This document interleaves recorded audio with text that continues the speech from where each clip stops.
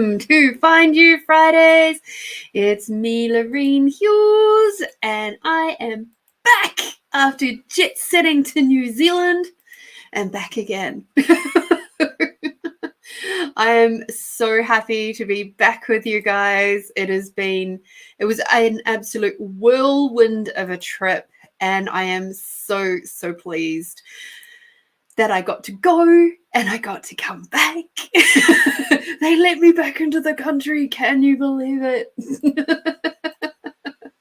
Oh dear. No, it was a fabulous trip.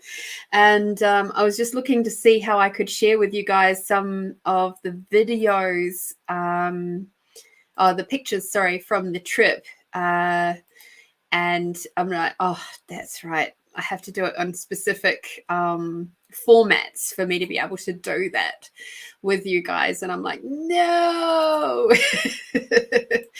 But no, it was an absolutely beautiful trip. And I just feel so lucky and thankful that I got to do it, and that, I got to support my little sister, my actual half sister.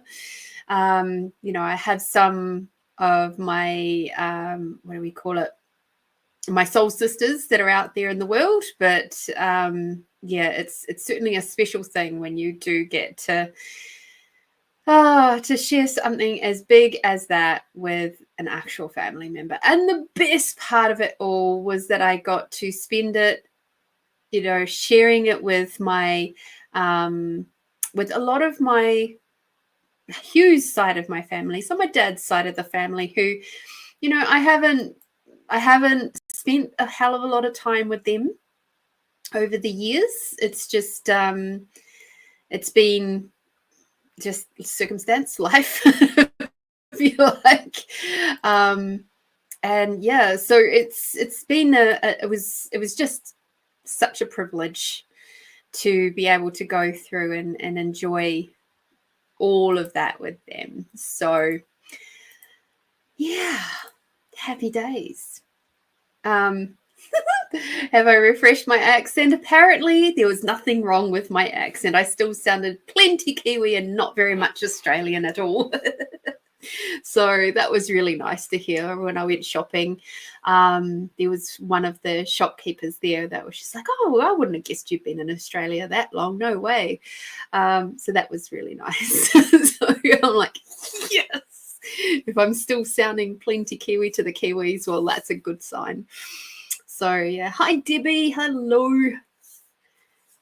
Oh, I was missed last week. That's right. Lots of people missed me in New Zealand last week too. I never realized how many people would have loved to have seen me, but next thing you know, I'm getting, are you going to be here? Are you going to be there? And I'm like, oh, okay. Nope.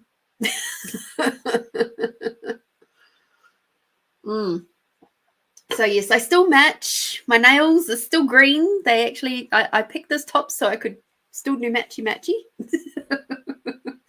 And I did pick up some earrings, but I forgot to put them on, so you guys can't see them this week. You'll have to wait till next week to see them. But I did pick up also for me a brand new pendulum. So we've got a piece of rose quartz back in the house. So yay, with a super duper long chain. Like, look how long that chain is. My goodness. And interestingly, when I went to go and bless this piece, as well as a couple of others, in the Waikato River, the chain actually came off. And I was like, okay, pendulum, what's up with that? And it's like, I don't want the bead that's on there. And I'm like, okay, well, I'll fix that when I get home, okay? So I fixed that up when I got home. So it's got a piece of amethyst on the end and a lovely piece of rose quartz at that end. So yay. I'm wondering if that will come out tonight. It'd be good if it does. Other than that, I've been very, I flew back in on Tuesday morning. And then after being up since, say 12:30 a.m. Adelaide time. And I didn't really get to sleep on the plane this time. And so I arrived back in about midday, and then Adelaide time. So I'd already been awake for about 12 hours by the time I even got to the airport, basically. And then I just stayed up until about 8:30. So it was a jolly long day. Then I was off to a massage on the Tuesday, and then I went and visited a friend who I haven't seen in 2 years on Wednesday. So yeah, to all of my beautiful people out there who go, oh, I haven't seen Lorene in forever, you're not the only one. A lot of my friends say that.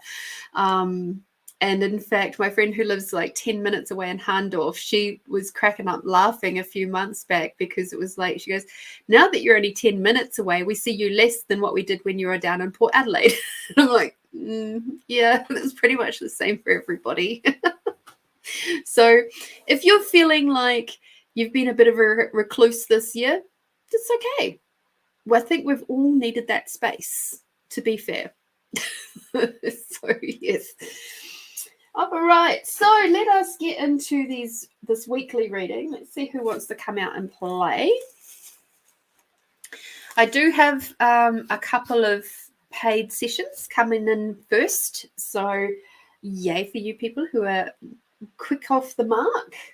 And yes, I agree. The rose quartz has, this particular piece of rose quartz is so, it's just got such a sweet energy to it.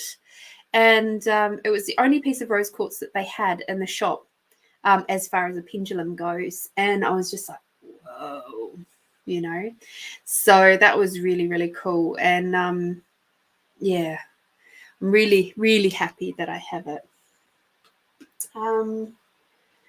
Weekly reading. Who wishes to come and play? Okie dokie. Oh, guess what? I need the other cards that are over there. Oh, gosh darn it. It's not these cards that want to have the weekly reading with. All right. Well, while I go get the cards, I'm going to show you guys, for those of you who have not seen my Facebook page. So I talk about this fairly often, how my downtime day is generally a Friday. And this week has been no exception. But actually my downtime day was yesterday in the majority, and a bit of today too. I'm just like, man, I'm on holidays. Yeah, I got out, I did a little bit of weeding, and I watered my garden and that sort of thing. But it was a very, very chill, very, very chill day. And so I've been doing a lot of my cross stitch again. I had about 2 weeks off of that. So here's a little video of how far I've come this year with it. I can't remember exactly when I started. I could probably go and check. But yeah, just while I go and grab these cards, here you go.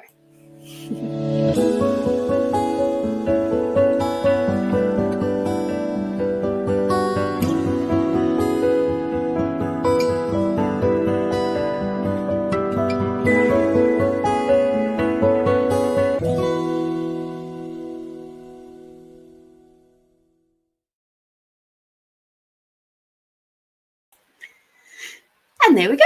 I'm back again. So yes, there's been a lot done. A lot done on that particular project. And my auntie popped up and said, I've got this one that I had started in 1989. And it's still only got a quarter of it done. And I'm like, send it over, I'll finish it. Hi, Catherine. Thank you, thank you, thank you. All right, so let's have a look at this weekly reading.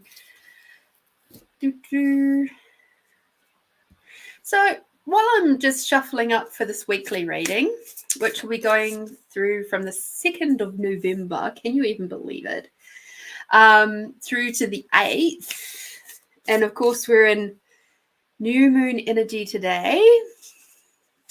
New moon, new me. I wonder what the cards, what our teams, what the collective can tell us, what our collective teams can tell us consciously, that how we can best use these energies for this week to come. I'm sure there's lots going on, because there always is at the moment. So, which is beautiful. And yeah. Thank you, Melinda. Thank you. So what I'm curious about is, what do you guys like to do for hobbies? Because that's one of my hobbies, is my cross stitch. One of my many. I've got lots of hobbies. So I'm curious, what do you guys do for hobbies?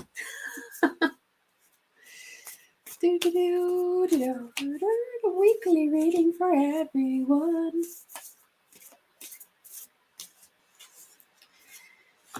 And the reason why I like my cross stitch is because I can pick it up. I can do a little bit, or I can do a lot, and it doesn't matter. I get that sense of satisfaction of like, okay, there's another bit gone, there's another row gone, or there's another section gone, or whatever. So doing that little bit of sort of colouring in is fun for me. Okay, cool. What else? Oh, it's just something to keep my hands busy while I might be watching TV or, just relaxing my body. For me, being able to relax my body is actually sometimes quite hard to do. And so that's part of the reason why I like to have my hands busy. If I don't have my hands busy, I eat, because that keeps my hands busy. So if I can do something like either play a game, like something that I don't require too much thought process for, so playing like a game and watching something at the same time, I'll do that. So like solitaire or whatever. But doing cross stitch is the same as doing that with a phone. So I can play a game, or I can do a puzzle or whatever. And it gives me that same sort of sense of satisfaction, which is really lovely. Beautiful. Oh, Catherine, thank you. Love it, getting the messages down there too. All right, so let's have a look at this weekly reading. Ooh, that makes sense. All right. Now, given that we have the new moon around at the moment, this first card is absolutely perfect for that. Now, let me just have a quick look at the Practical Magic book and see what it says about new moon stuff. If anything at all, it probably does.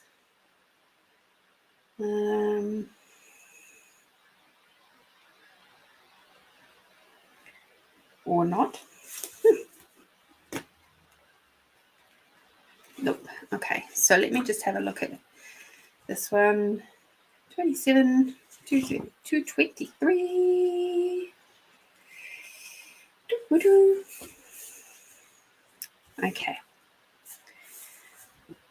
So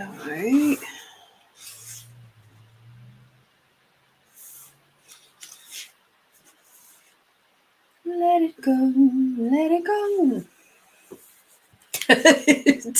Yeah, let's mush two songs together, shall we? Got into jigsaw puzzles, Melinda. My friend over in Canada, she loves her jigsaw puzzles. She's working on another one at the moment, I think. And I said to her, gosh, you must have a good collection now. She goes, oh, yeah, about 10 of them. I was like, oh, that's cool. All right, so the first card that we've got is Let the Past Die. All right.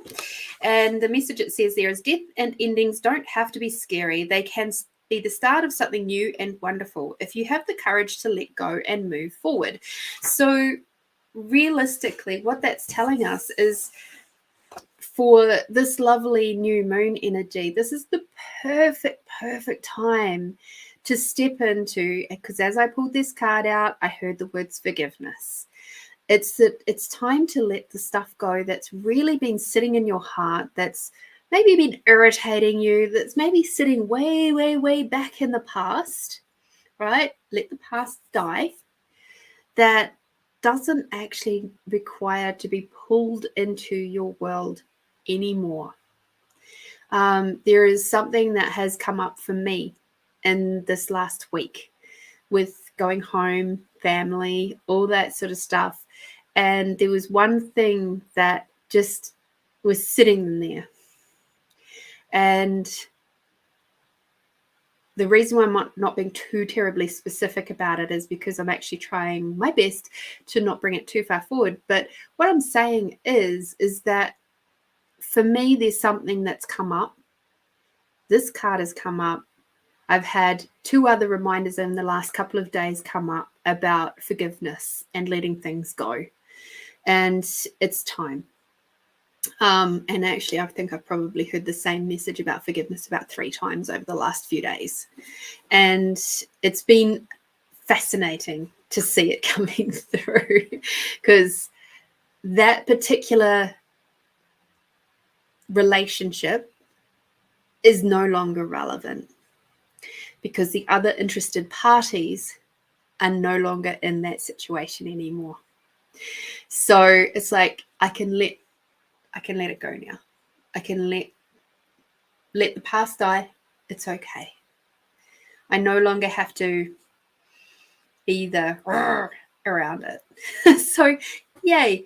So if there's anybody like that in your world, anybody who you feel is, you know, a big old narcissistic, gaslighting, torture-filled, torturous type person in your world that you no longer have contact with, but you're still holding that little bit of a grudge. And the funny thing is, I don't hold grudges, except for that with that one person. So it's time for me to let that go too.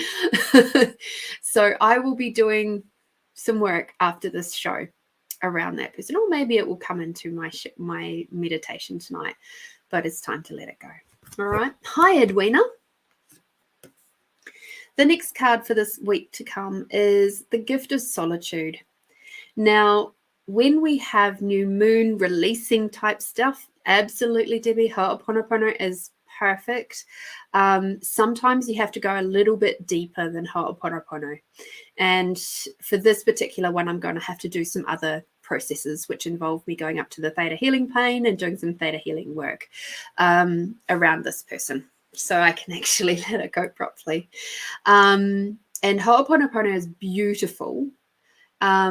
It's targeting yourself, but in this particular case, I'd also require to sort out some, basically rebalance the karma between us, which is what this process does in the theta healing plane. So specifically, I will be doing that one after the show. The gift of solitude, which is warm my heart. So when we are dealing with a lot of new moon type releasing things, it's a bit like when you've had a massage, a deep tissue massage, and your body is just asking for a little bit of gentleness and a little bit of quiet so that it can just kind of work the toxins out of the body. And that's what I'm getting this card is about. So if you do some deeper healing work over tonight, tomorrow, don't be surprised if you want to have a little bit of hermity quiet time. It's okay to do that. And you might find that with that, you might unleash some pretty cool aspects of yourself when we get rid of the clag that's sitting at the top that's keeping us distracted, keeping us in the 3D world instead of going bloop up into the 5D world. And then we take some time to actually deal with that crap, like dealing with forgiveness and things like that. We can rewild our life, which is, in this case, they talk about the Wolf Princess. Isn't that a beautiful card? Oh my gosh, so gorgeous. And what I'm sensing with this card for the collective is that we are going to have a really potent week for revealing our own, like another element to our gifts and talents. But to get to that, we have to do some decluttering first. Okay, so that's a really interesting card to see come up. The next card that we've got which I love, and I've not seen this card before, is focus on friendship, and magical friendship at that. So towards the end of the week, we're going to see you probably bringing up more moments of going, oh, I think I should reach out to this person or this person or this person. And you may even find that they reach out to you before you reach out to them because you've thought about them or stuff like that. So yeah, focusing on those magical friendships that you have got, those feeling that space of gratitude and unconditional love for them. So don't be surprised if you wish to actually reach out and say, hey, I've been thinking about you. Just wanted to let you know that I love you. And for those of you who are the healers in my group, might be a good time to reach out to your people who you do swaps with, energy swaps. Because I get the sense with the fact that it says magical friendships here, that there's some really deep healing that you can do with each other during this week. So start of the week, as in tonight, tomorrow, maybe even Sunday, release the stuff that no longer serves you. Bring up your forgiveness. Bring out your love. Don't be surprised if you feel like you just need some quiet time after that. But doing that deep work, that confronting work, because the thing is, when we are in that space of resentment, it's hard to actually acknowledge, well, what was my part to play in this?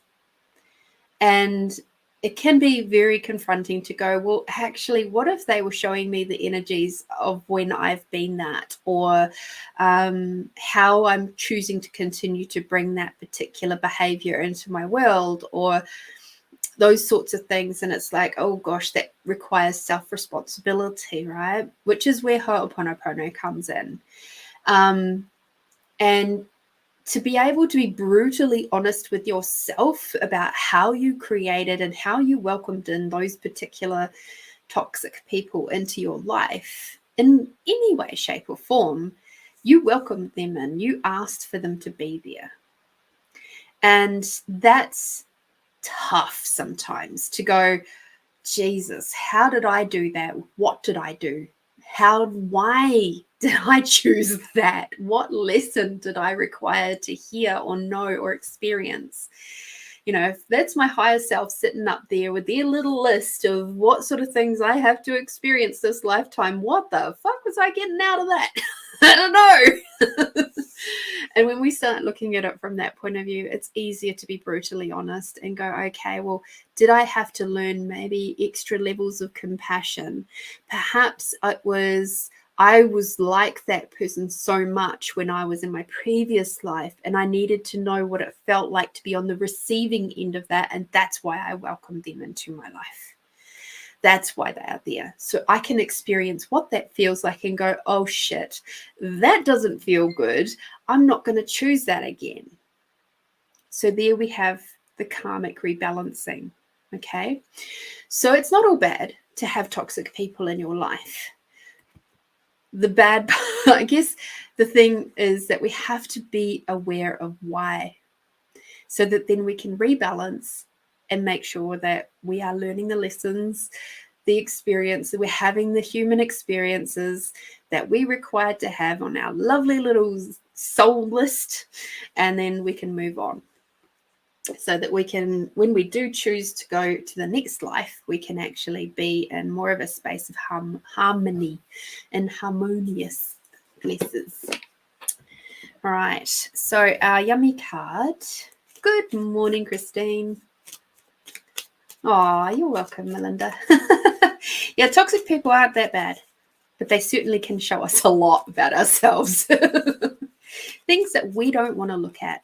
Just the same as we ourselves can be very activating for other people. And that's often why you end up in those situations where you have personality clashes. I will put that in inverted commas, personality clashes. And it's more so probably because there's elements of yourself that they resonate with and vice versa. But it's those elements that they don't like in themselves, or they've been made wrong for having, or, you know, something like that. So, for example, my greenstone, my punamu, I was once friend with a lady who was half Māori. And I went to stay with her. She had immigrated to Australia after I did, before I did, around the same time as I did. And I went to stay with her a couple of years later. And she was so offended that I spoke the Māori words the Māori way, that I wore my greenstone, that I wore my pinamu, that I love my home country. And she got really super offended by that because she felt like I was trying to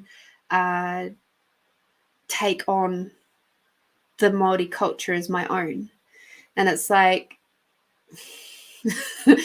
it kind of is, you know, but it was more so because she wasn't willing to acknowledge and embrace her own literal blood Māori culture. She was half Māori.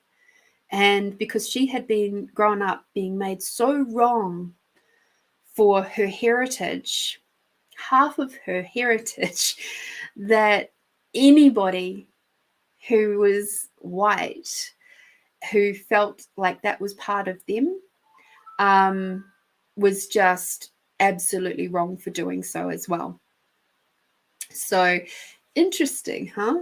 Interesting. So don't be surprised if people find you irritating, or you know, you activate them in some way, shape, or form, because you could quite rightly be showing them parts of themselves that, you know, parts that you love, that might be activating them because they don't love that in themselves.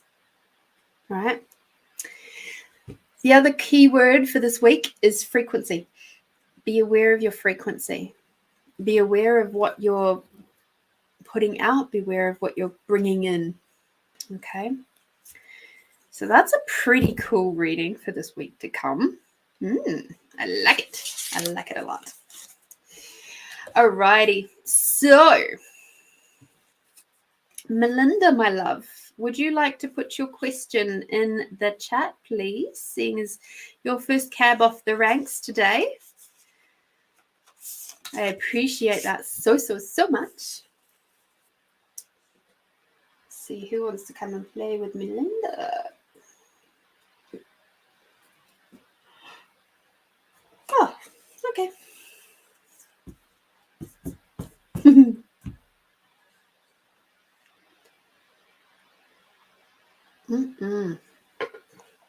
Love it, love it, love it.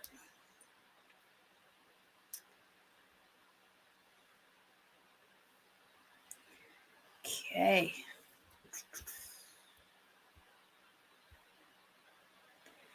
$27. Okay. Cool.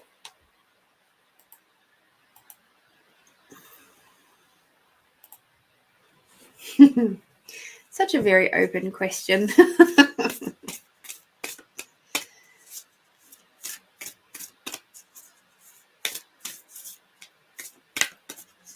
So yes, it was beautiful being back in New Zealand, and one of the fun things for me, but was not so fun for the people, the locals, was that the government is actually doing this big, huge, massive upgrade of State Highway 1, which means it's like basically the main road that goes right down the guts of the North Island.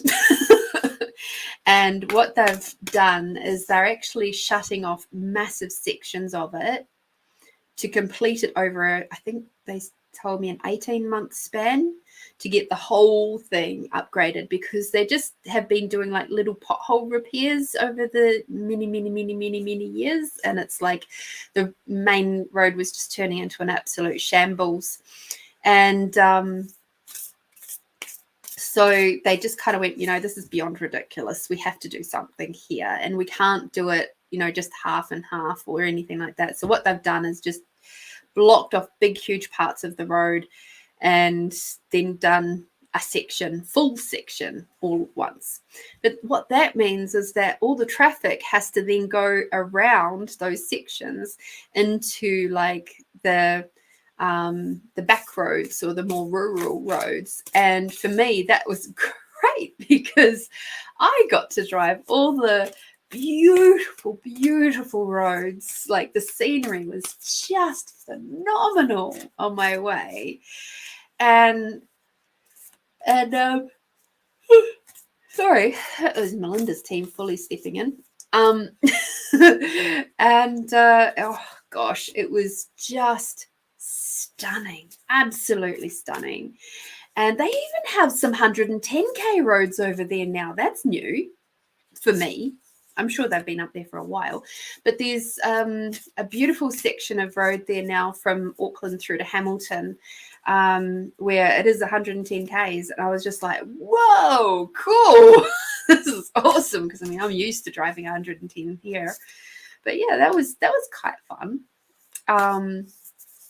And I tell you what, driving on the roads where the camber is correct is just bliss, absolute bliss. And the drive from Auckland to Hamilton was it was great, because I came in quite late. I didn't arrive till just on 7 o'clock at night. And then driving home, like driving from Hamilton up, I was driving at 3 o'clock in the morning. So both ways I had almost no traffic at all. It was fabulous. Yeah, so I really did have such a fantastic time. And I got to drive a Nissan Tida, which was very economical on fuel, which was fabulous, because fuel over there was on average about $2.50 a litre. So I'm like, whoa, this is going to be fun on the pocket. All right, Miss. Ooh.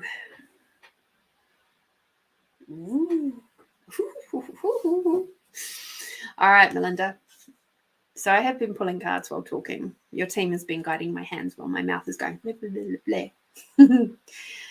So I'm going to open up the book for this first card, actually, because I feel like she has some extra stuff for you to say. 1898.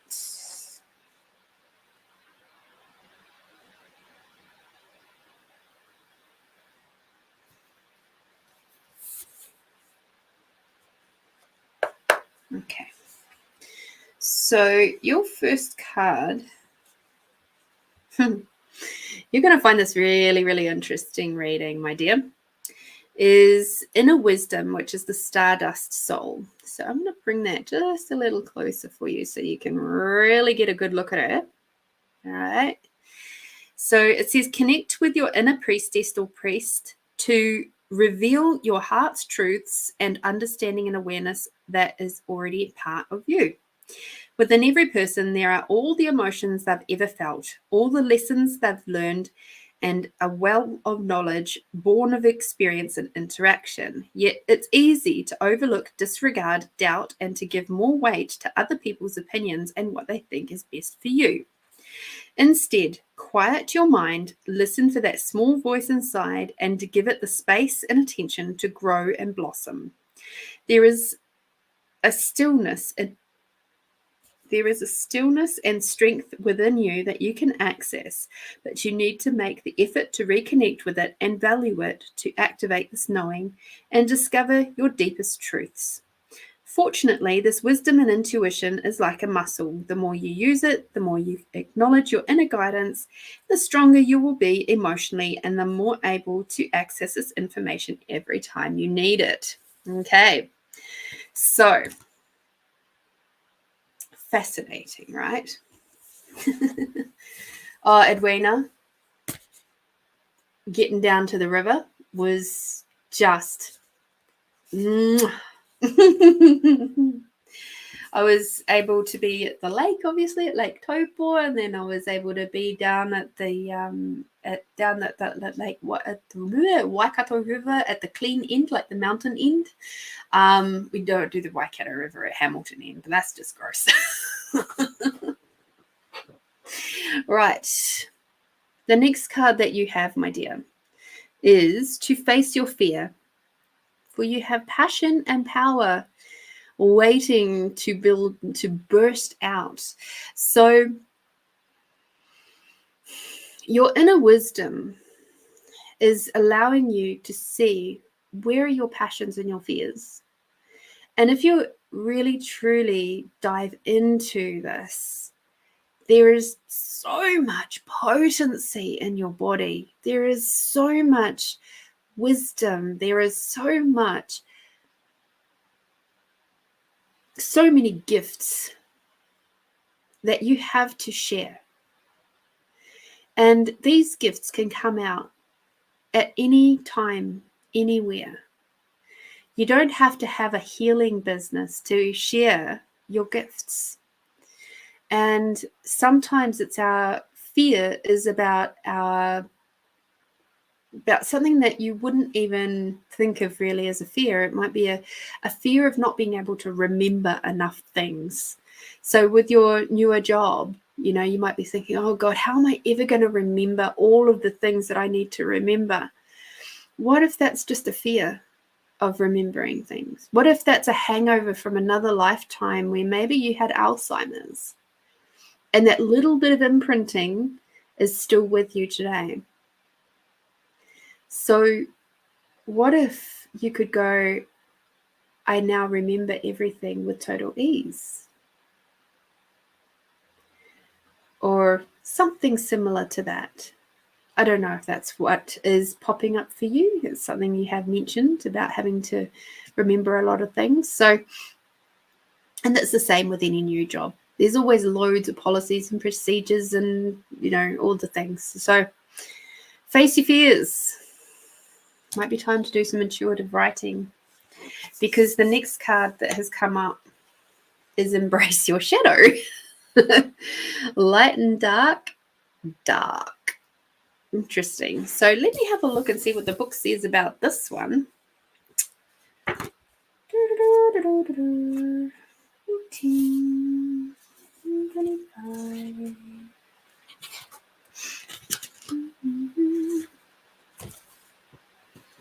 Okay.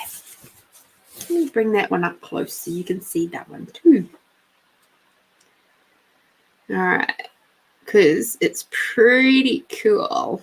She's gorgeous. All these cards are lovely. Darkness and light are two halves of the same whole, and there is strength and wisdom in honoring both sides of yourself. Your shadow self is that place where all the feelings, desires, thoughts, and actions you've repressed, rejected, or hidden dwell.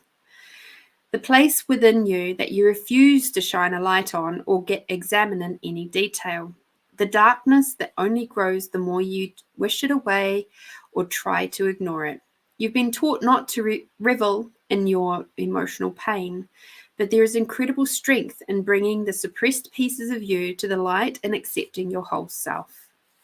The shadow is the term for everything you can't or won't see in yourself, and the message of this card is that it is time to embrace it rather than pretending it away. So sometimes we can get into a little bit of a trap with being energy healers, that we don't, like, we're not mean, we're not horrible, we're not deceitful, and we don't tell lies. And I'm not saying that all healers do that. I'm just saying as humans, we're all still humans.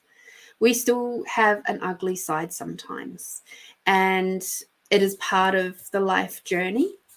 And sometimes even to other people, when we are being bright and light and friendly and loving and all of that, that can feel like their dark side because they don't embrace it, right? And so that we're going back to that whole thing of what is it that you're sort of pushing away, hiding away, trying to not look at. This is coming in pretty loud and clear throughout this particular reading for you. If all of that sounds like a wee bit much right now, don't be surprised because the next card is to have patience. And patience is something that, for an energy healer, oh my God, your team is so loud in my ears right now. I'm going to ask them to put that into English, please, guys. Having patience is, I feel, being that I'm an Aries, a fire sign, all of that sort of thing, it is one of the hardest things to do. It's an aspect of virtue that is so difficult, because we all just wish to have things done and sorted now. But quite often when we're doing a lot of our shadow work, it takes patience and courage and time, and we have to get all the bits and pieces in the right order, or at least vaguely right order, so that we have the confidence to look at it and then actually deal with it. And it's like the cross stitch that I'm doing is a beautiful metaphor for that. There's been a lot of times when I've looked at it and gone, oh my God, I've still got so many thousands of stitches to go. And then other days I look at it and go, oh, I wonder how much I can get done today. Oh, I wonder how much I can get done in this next half an hour. Oh, I'd like to get all of this bit done in the next half an hour. And then other days I go, oh my God, this colors is just so similar. And then it's like, frustrating. And then I go, just one stitch at a time. Or I put it to the side and leave it till another day when I'm not frustrated. So have patience with all your shadow work, my dear. But along with that, so there was right at the beginning, the card was talking about your inner priestess. And I feel like they've given you a little bit of a leg up because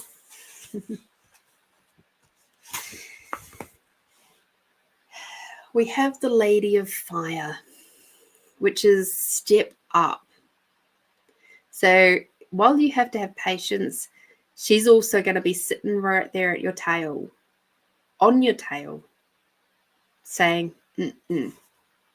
So now is the time of great change and transformation within society, with so much potential to make the world a better place. You have choice to either stay silent or step forward and speak up, to use your voice, your strength, your experience to advocate for a new way of doing things, to protect those in danger, those being harmed by the people who should be helping them, those without a voice. It's time to fight for what you believe in, to stop being passive. It's not good enough to simply do no harm.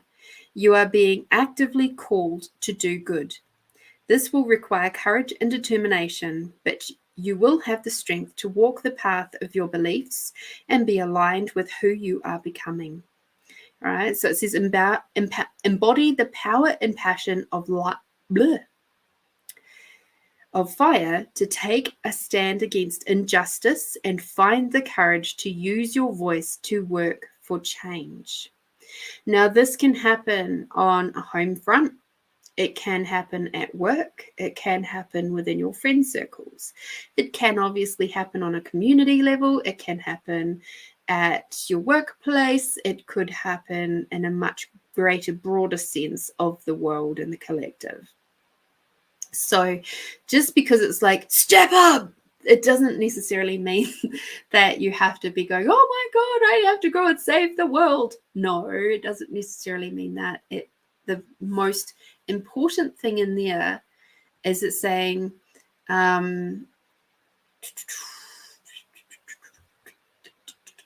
where is it? Where is it? There was the part about doing, it's, here we go. To stop being passive, it's not good enough to simply do no harm. You are being called actively to actively do good. All right? So be aware of where you're slightly turning a blind eye to something in your world, and that you can actually do more.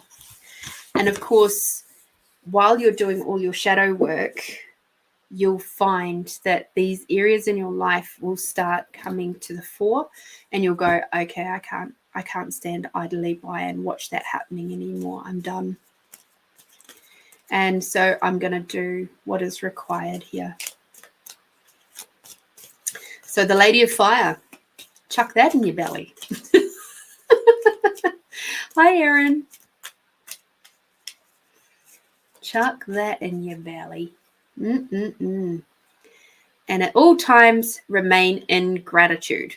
That is your word, gratitude. Thank you so much, Melinda, for your beautiful donation, for your very potent reading. Like that's a big call to action, that one. So I wish you a lot of luck with that. I know there's a lot going on for you in your world, and I thank you so much for taking time to do a donation and receive a reading. And it's just, I thank you. Find You Fridays thanks you. Without the very kind donations of yourself and the others, this show couldn't keep running. So I'm grateful for you.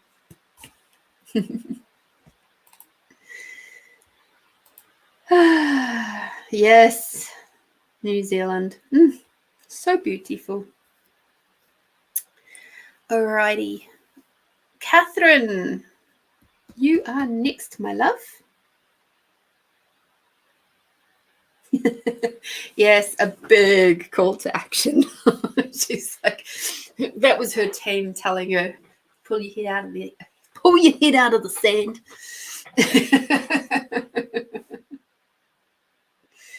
Oh dear. They are funny, your team. But yeah, they've been very loud in my ear. Very, very loud, very ringy. Maybe they missed me last week. Not that time really has anything for them. So yes.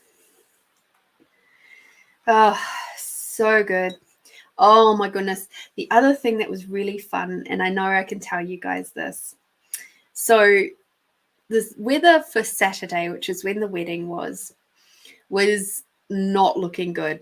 It was saying it was 80% chance of rain, and I was just like, oh no, that's not going to be good. So I don't think you guys know this, but I do have some capacities with the weather, like with rain specifically. And I do from time to time use it to my advantage.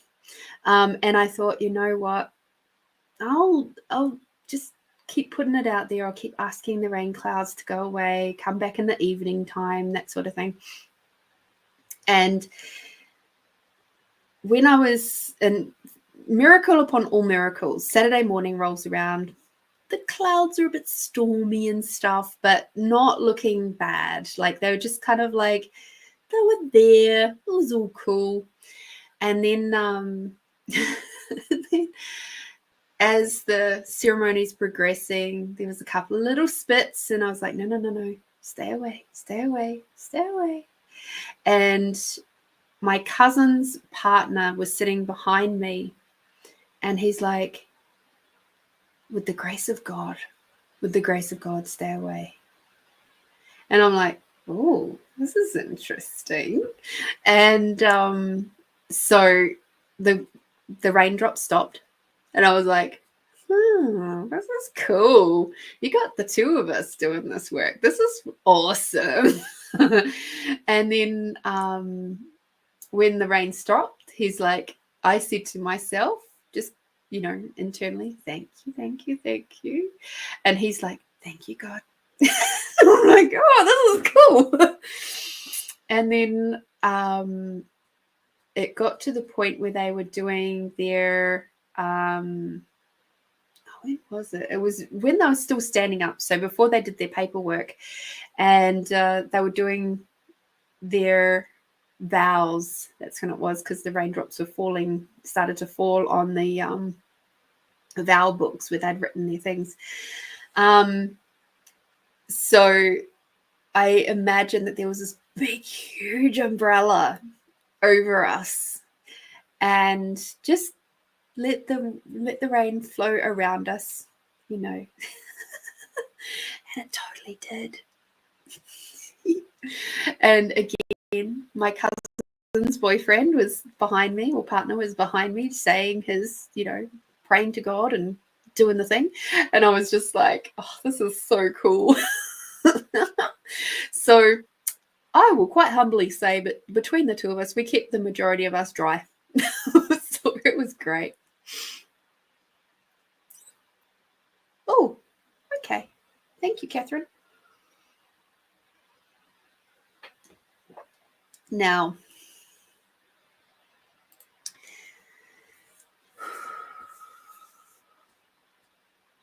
okay, let me just tune in on that and see if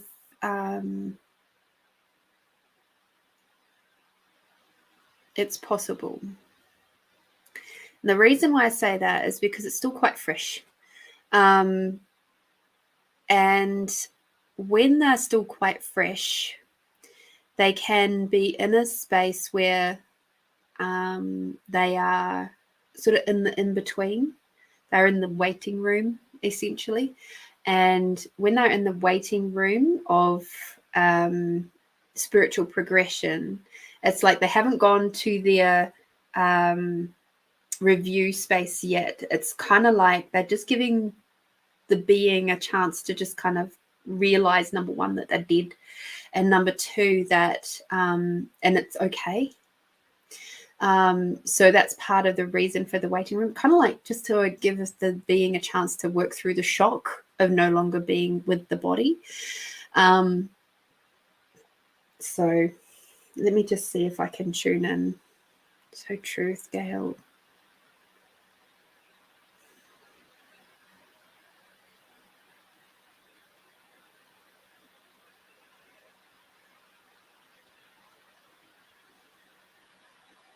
Okay.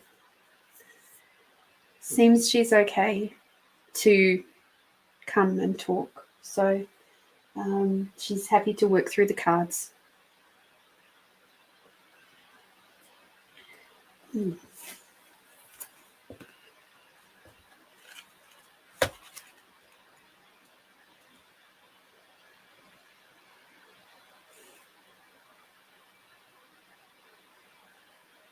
Okay.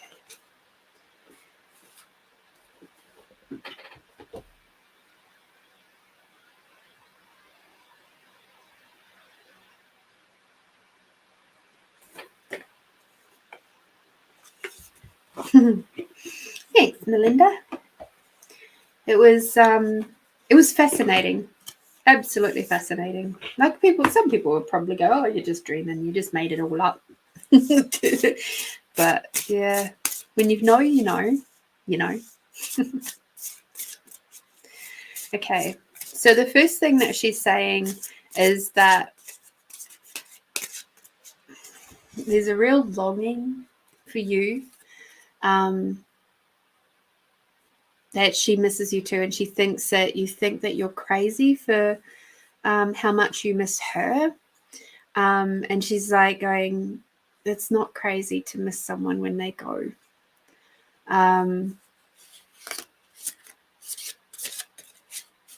Yeah, there's a real heart hurt. Like it's sitting right on my heart. Like it's a lot of grief sitting there. Is she okay? Yes. Yes, she's okay. She's peaceful. She feels very, very peaceful. She isn't quite at life review stage yet, but she's nearly there. So she's moving through the waiting room quite easily.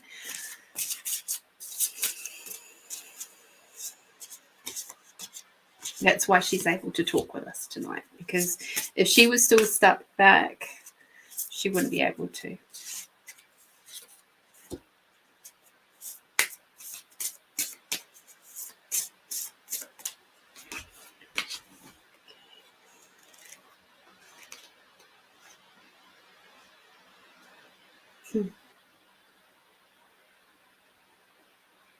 Yeah. Okay, cool. So she's also using my poetry book as like words. So she's like pulling out words from certain poems. So the other thing she's saying is that she's going like there's a calmness that's spread over her that wasn't there before, and it's like there was a real storm of emotions and stuff before she left, a real storm of she sees a storm in a teacup, but it was like it was just made so big by all the people around her, and it was just like nah.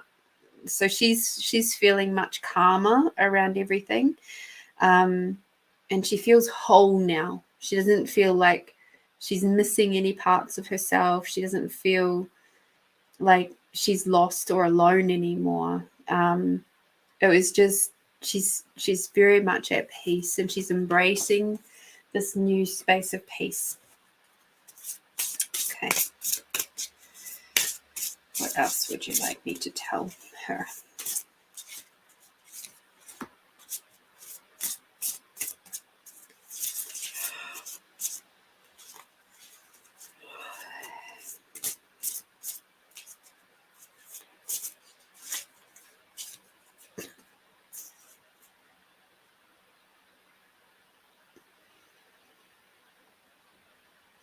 I don't know if she used to swear, but what she's telling me is that you need to get your shit sorted. Because I said, do you have anything specific for Catherine? She said she needs to get her shit sorted. So I'm just going to ask her to clarify, what exactly does shit mean?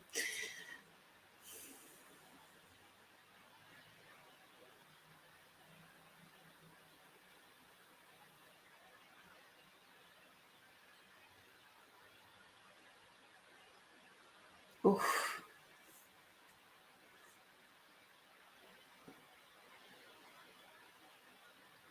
Okay. So she said, and this is interesting because it's hitting my guts, which is why I went, oof.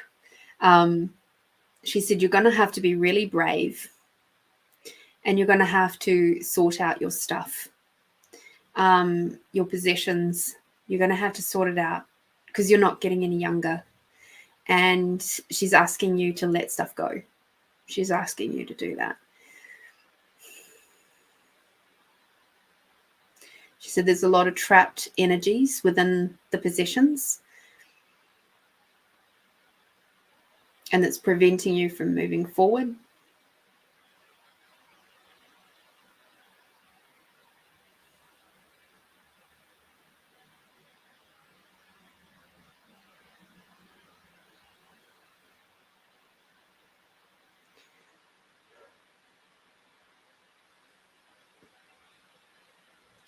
She's saying she wishes that you were closer to being in 5D, and she's concerned that with your connection to your possessions that you won't get there this lifetime.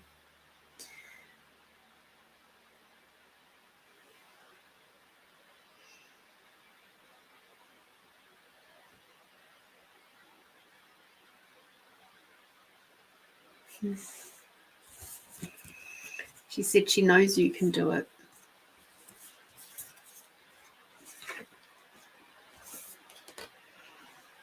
Okay.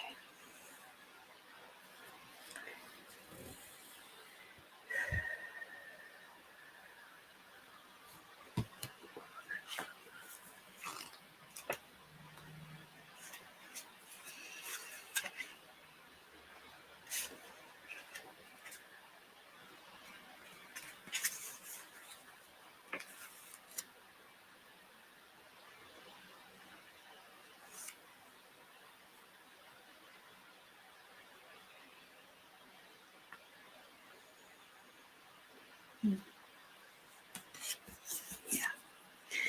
So the cards that she's asked me to pull for you was this one here. So they're from the Celtic Spirit deck. Okay. So the first one is wisdom, power, and transformation. And immediately I was like, okay, so obviously there's a massive transformation that's happening between you and her. She's transformed herself to another realm, and that takes a lot of energy to do that. The other parts that are coming out of this is that the oak, so pronounced, this Celtic word is pronounced bloody with, meaning flower face, or the ancient word for the owl. It is surrounded from left to right by the oak pollen, broom flower, and meadow sweet flower. The oak is a symbol of life, strength, and stability. Broom is associated with heart and sweeping away what is no longer needed, and meadow sweet was highly prized by the Celts and used at weddings and burials. So quite easily we can see why she's picked this card.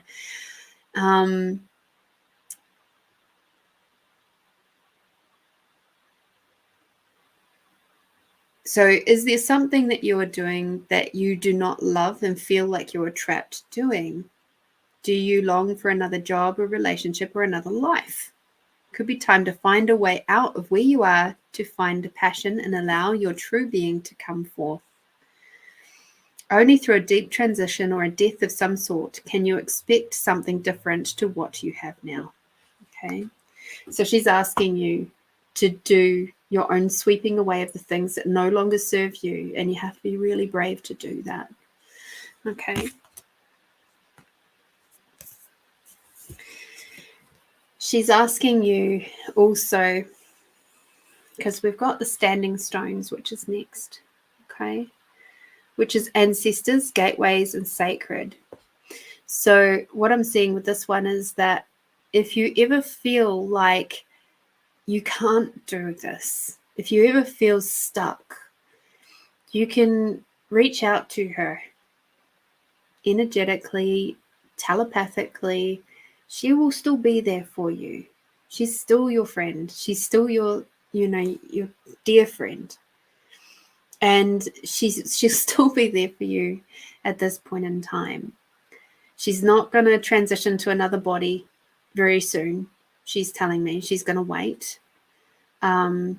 Because it's not just you that also requires her. There are other people. So she's saying for you specifically, though, if you need to, feel her, to reach out to her, do so, In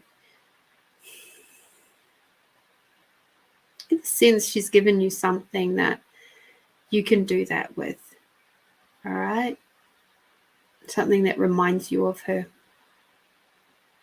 and your interaction with each other. But if not, it's okay. You've got her in your heart. You've got her in your mind. She's again telling you that there's heaps of support for you, and she's loving you deeply. The white stag, which is about shape-shifting, support, and other world. Okay, so with this one, the white stag is a very potent, powerful animal, and she's saying you are this. You are the powerful white stag of your own life, but you're refusing to acknowledge it for yourself. You're allowing little things to upset your balance, and it's not necessary. She said to me that it's okay to step into that power, to be, she said, you're more than comfortable being alone. Now it's time to actually step into your power and not be bogged down by the little things anymore. Shake off the stuff.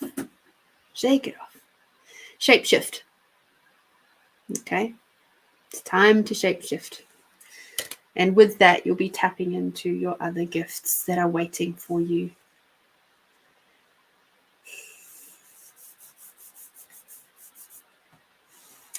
This one makes me feel like I wish to cry because she's showing you so much love. So it's heart center, connection, love, and receiving. So if you're struggling to connect with her in your waking hour, she'll come to you in your sleep if that's how it's easier for you. But she also wishes to just let you know she is around you often, and that it's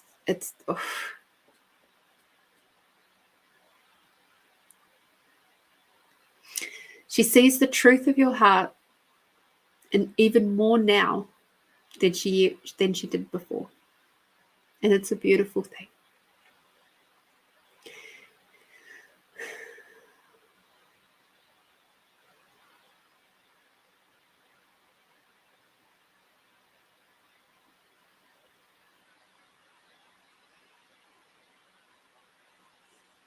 And she wishes she had more time with you.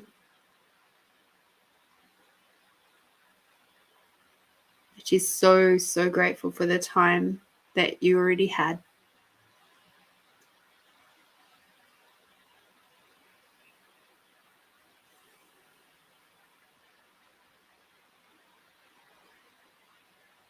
She said, thank you for being my friend.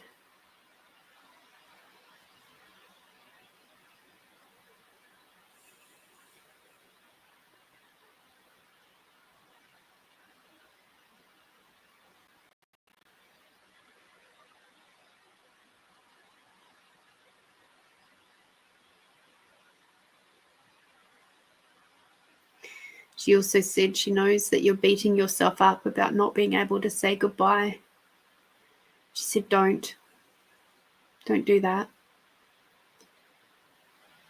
Remember the good times. And remember that I love you.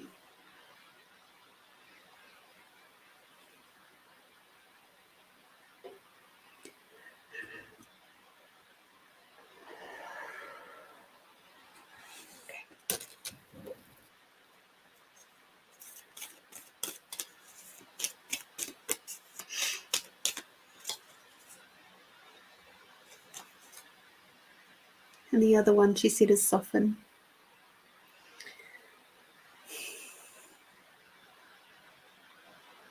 She just said, don't be such a hard ass.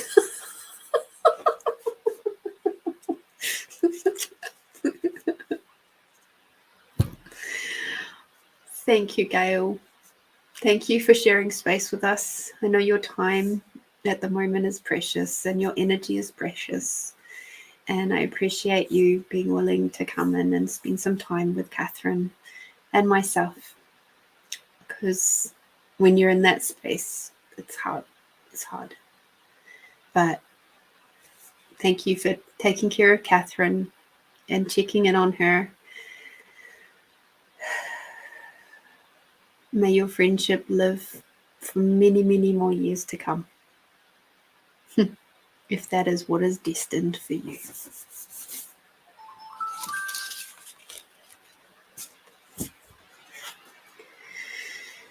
Whew. So thank you, Catherine. Thank you for your donation, your very kind donation. I hope that message has helped you somewhat.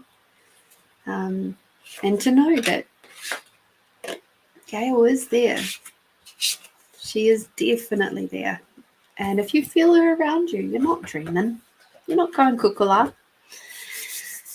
So thank you for your very, very kind donation to Find You Fridays, for helping me keep the show running. I'm so grateful for you. And I'm sending you lots and lots of love during this time of transition between you and Gail. It's tough losing a dear friend, you know, and especially when there's no chance of giving them a hug again or picking up the phone and having a little chat or anything like that. I get it. So big loves to you, Catherine.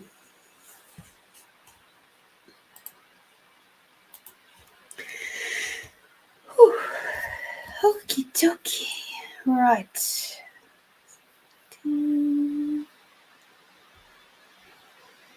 Okay. Let me just check the timing. I think.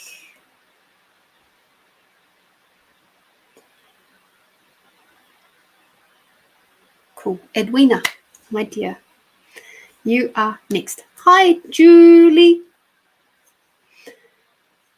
How are you, my lovely? Yeah.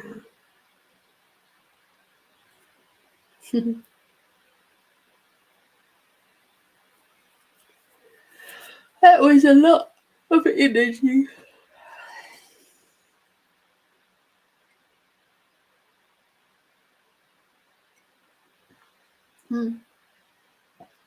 Yeah, she's more than okay. Like any ailments or anything, there's nothing, none of that's followed her. So she's good. She's good. She's just going through those next stages of her spiritual progression, which is pretty cool. Yeah. She had a very good heart, a very open heart. Julie, I'm great. I'm in my holiday week, and after having the big whirlwind trip to New Zealand and back, I very much required it. I got to hang out with a lovely friend yesterday for, 5 hours, but we haven't seen each other in, nearly 2 years, or just a bit over 2 years, actually. So we had a lot to catch up on, and it was just so nice sitting in her garden and smelling the jasmine, and then she cooked me up a beautiful omelette with organic eggs, and we just had such a really, really lovely time. So it was like, and then on Tuesday I had a lovely 75-minute massage, and that was great. I really, really required that. Had lots of hot points. Not lots. I had 3 hot points that was just sort of like requiring a bit of extra love. So, all right. Edwina. Woohoo! Let's have a look. Who wants to come and play today? We're getting all the interesting cards coming up today. So, let's pop that one away.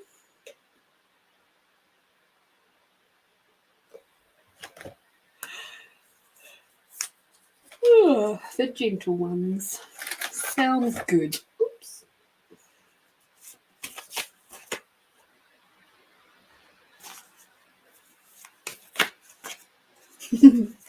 Yeah, well, I'll be working, except for the public holidays, I'll be working all the way through Christmas and New Year's and stuff like that. So this is kind of my Christmas holidays. So that's cool. I don't mind if it helps the team out, you know. Although I'm still not working on a Friday. It's in my contract.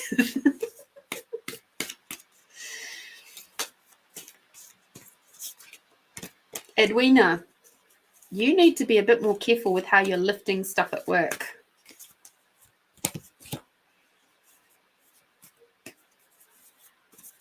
There's I'm getting a little bit of a back twinge that if you haven't got it yet, this is a warning. Be more mindful of how you're carrying and lifting things. Oh, thanks, Julie.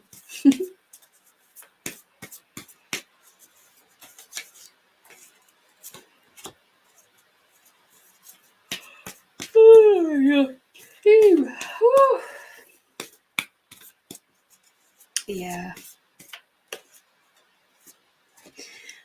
The only thing I wish could have been a little different when I went to New Zealand was that when I did go to the beautiful, beautiful Waikato River, that the person who was across the river wasn't using their chainsaw, and the people that were over this side of the river weren't doing clay target shooting. That would have been fantastic. Oh dear. But other than that, the water was so clear. And it was funny because Alex was saying how when he was looking at my photos, he couldn't believe that that was a river. And I said, because his only point of reference is the Murray. And as we know, the Murray is brown. And I'm like, yeah, that's why I don't like your guys' rivers, because they're gross. Like, this is how I grew up. Like, I grew up being able to see crystal clear water, and it was beautiful. And even if it was dark, it wasn't brown. It was dark because there was rocks and stuff happening. But yeah, it was really, really lovely to put my hands back in the water. I had hoped to be able to get to and to have a hot pool dip, the dip in the hot pools. But as it turned out, my traveling companion, she ended up with a bit of a sore belly because she had some food poisoning on Friday night. So all of Saturday she was not feeling at all well, and we were going to go to the hot pools on Saturday night, but she just wasn't up to it. And then, as it turned out, it was pouring with rain because I'd asked for the rain to stay away until the night time.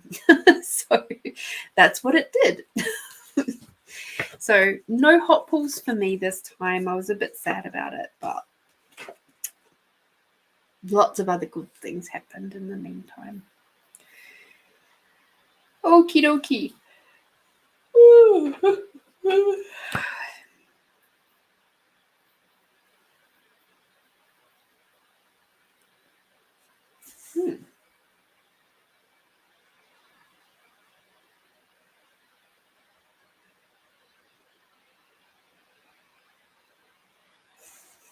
Okay.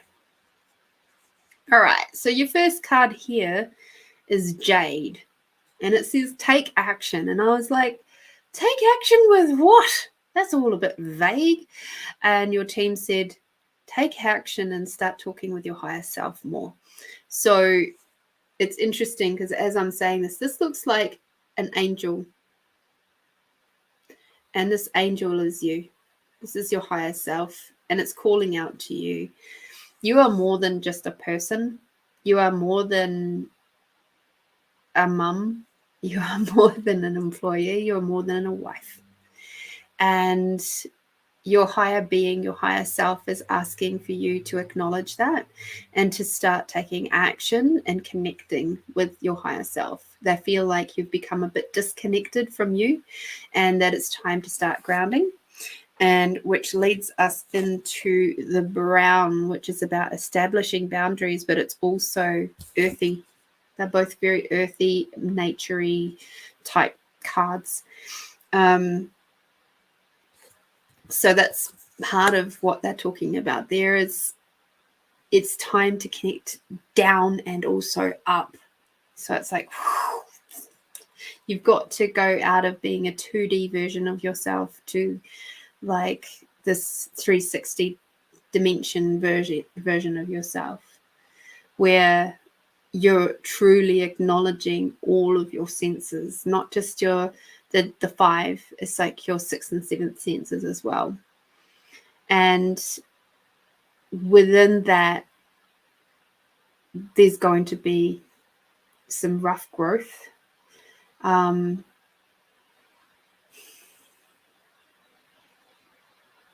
Which can be a bit scary, which is where you have to establish some boundaries, not only for yourself, but the people in your life. Okay, because it's establishing those boundaries of how much you work or don't work, how much time you get to carve out for yourself. It's like, no, this is actually my quiet time. I have to have this now. And whether that be first thing in the morning, last thing at night, or however it works for you and your family.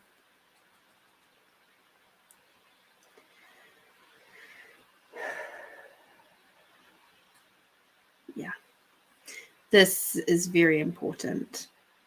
These boundaries, it's like they're showing me you being pulled like this between multiple people. It's like you're being pulled this way, and then you're being pulled this way, and then you're pulled that way, pulled that way, and then you're like going, where am I in all of this?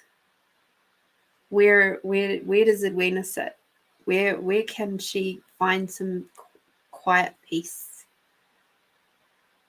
And they're telling me that you have to create this for yourself. You have to be really strong, and you have to go, no, this is my space now. Okay.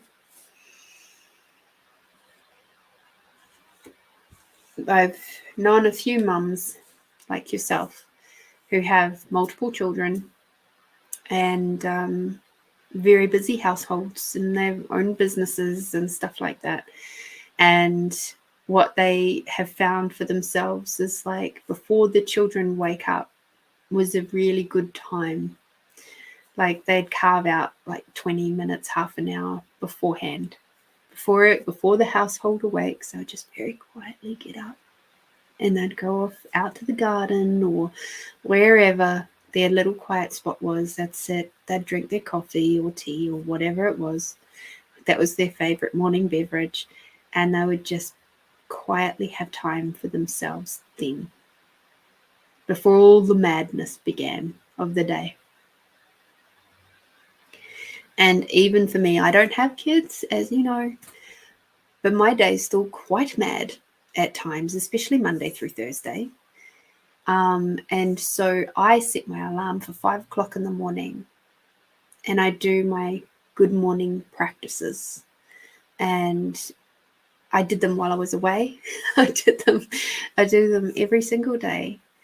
And it is the time for me to connect in with my body. It's a time for me to connect in with Mother Earth and Father Sky and just spend that time in gratitude for what is around me. And when I don't do it, I feel like something's off for the day. Like there's something missing, which there is. And then I feel a little bit like I'm chasing my tail all day. So there's that. As you establish your boundaries, the next thing that's going to happen is that you're going to discover your sparkle. You're going to discover the things that really, really light you up. And you're going to find the things that make you just go, yeah. And this can happen in your workplace too. That's the funny thing.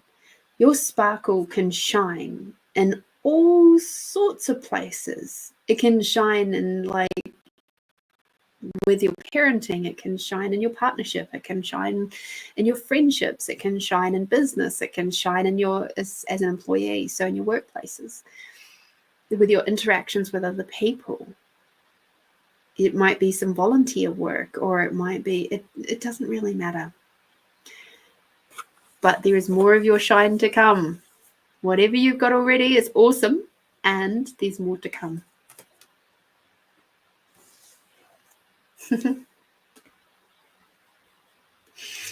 Ooh. Your clear audience is going to start ramping up. So mauve, which is enjoy clear hearing. So this is a really good indication of some of your brilliant gifts that are coming your way. So your clear hearing, this can show up in a few different ways. So you can hear, like, if you don't have clear audience already, it can pop up in some really interesting ways. And clear audience can happen in that little bit of dream time, you know, just before you go fully to sleep. And you might start having conversations with your spirit team. That's a really nice, gentle way to get into it. And you might start hearing their words. You might just get a little buzz, like I was receiving earlier with Melinda's team. They were very excited to have me back. And so it was coming through as like a ringing in the ears, kind of like tinnitus. So if you found that you're having a bit of blocked ear stuff happening lately, like even you might have the ear, nose, throat thing going on, that's your team is giving you a bio upgrade so that you can enjoy clearer hearing, so that you can interpret them even better than you already do. Okay, so I think you've been asking for a while about your capacities and what's next and how is this going to show up. And it can show up in all sorts of ways, but this is a couple of the ways that I found that clairaudience has shown up.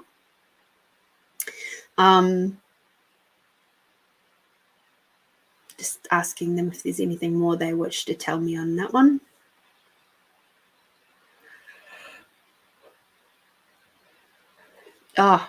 You might hear people's voices in your head and wonder where that came from.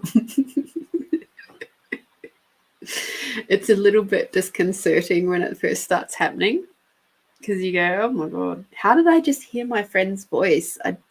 They're not anywhere near me. Or did I just hear my grandma's voice? Yeah, you probably did. But she's more than likely part of your spirit team, right? So it's like, how did I just hear her voice? Whereas previously you may have felt their presence. You might have felt it as like goosebumps or something like that. But yes, your clairaudience is going to be ramping up. All of this, the aim of all of this stuff is so you can live an extraordinary life. Your team wishes for you to live an extraordinary life. But for you to do that, you've got to do a little bit of work. And you've got to connect in with your higher self and keep your higher self and you very, very, very intimately connected. We get disconnected from ourselves, which is what the 3D world was all about, right? It's about disconnection. And I read something just recently, which I've read many times actually, and it was about Rudolf Steiner. And there was stuff that he was talking about with, I'll say medicines, and how the medicines that we will be consuming in later years would be things that will disconnect our higher selves from ourselves. And I'm just like, he's one very smart man. And I mean, this is going back to the early 1900s. Like this, basically over 100 years ago, he predicted this. And it's like, it's the biggest problem we have at the moment. And this is why we've got so much astrological stuff happening around us. It's the pressure pot to help us bring our higher selves back to us and make us wake up and go, oh, jeepers, I'm actually way bigger than what I thought. I'm way more potent than I thought. I'm way more important to the collective than I thought. And it's not about being a big head or you know, any of that sort of stuff. It's about acknowledging that your part to play in this role of the collective is just as important as anybody else's. And in some cases, it's even more important because nobody has your set of unique skills and talents.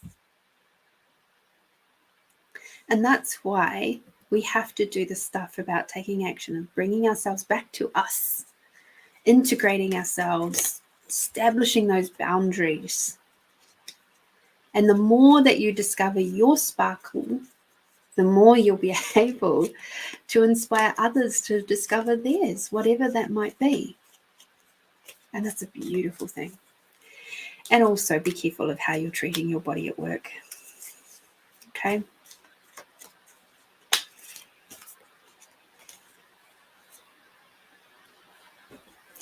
You are a sacred being, and it's time to acknowledge it. Beautiful, beautiful, beautiful, amazing being. Do love these cards. Thank you, thank you, thank you, Edwina, for your very, very kind donation. I am so grateful for you and for you choosing to come and spend your precious Friday night with us. And yeah. So thank you for your kind donation. It helps to keep the Find You Fridays running. Because seriously, if it wasn't for you guys, I couldn't do the show. It would have putted out many years. Like, I wouldn't have even made it to the end of first season. So seriously, super grateful. And thank you. Alrighty, now let me just go through. I should start writing these down. That would make it easier for me. Okay, that one is done. Okay, Christine, I saw your question up in the chat. Christine. All right. So why is universe taking me a while for the Volvo car for repair with its engine? It's now going to take 3 weeks. Why is my guides informing me as to not feel guilty as not being obligated to spend Thanksgiving with my dad, Brenda, her girlfriend, next month? I think the guides want me to be in hermit mode.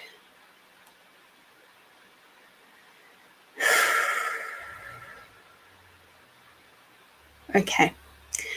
First of all, Christine, when we ask why questions, it's quite often lumped with a whole bunch of judgment. So why questions are not a great question? just saying. So let me tackle this one, okay?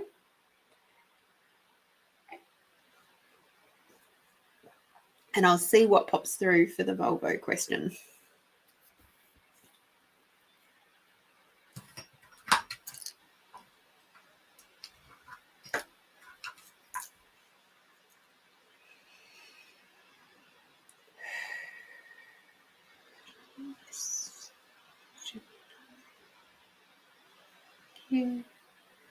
Okay, so truth, what? So truth, will the Volvo be fixed in the next 3 weeks? Truth, will the Volvo be fixed in the next 2 weeks? Truth, will the Volvo be fixed in the next week? That's very much a no. Truth, will the Volvo be fixed in 2 weeks' time?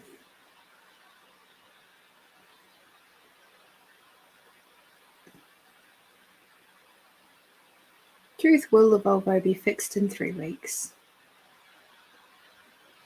Okay, so what I was getting from the questions around the Volvo is that absolutely it's going to take longer than a week.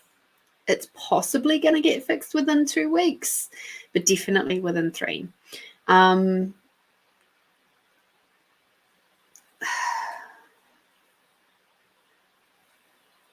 team, can you please tell me why? Why is not a question.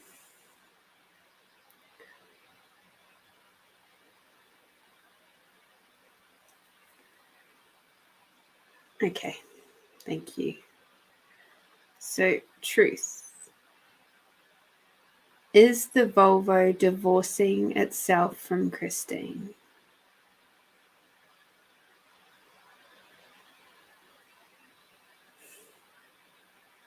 Yep. Interesting. So, cars and things, in my view, are sentient beings. Okay. And as sentient beings, they have consciousness.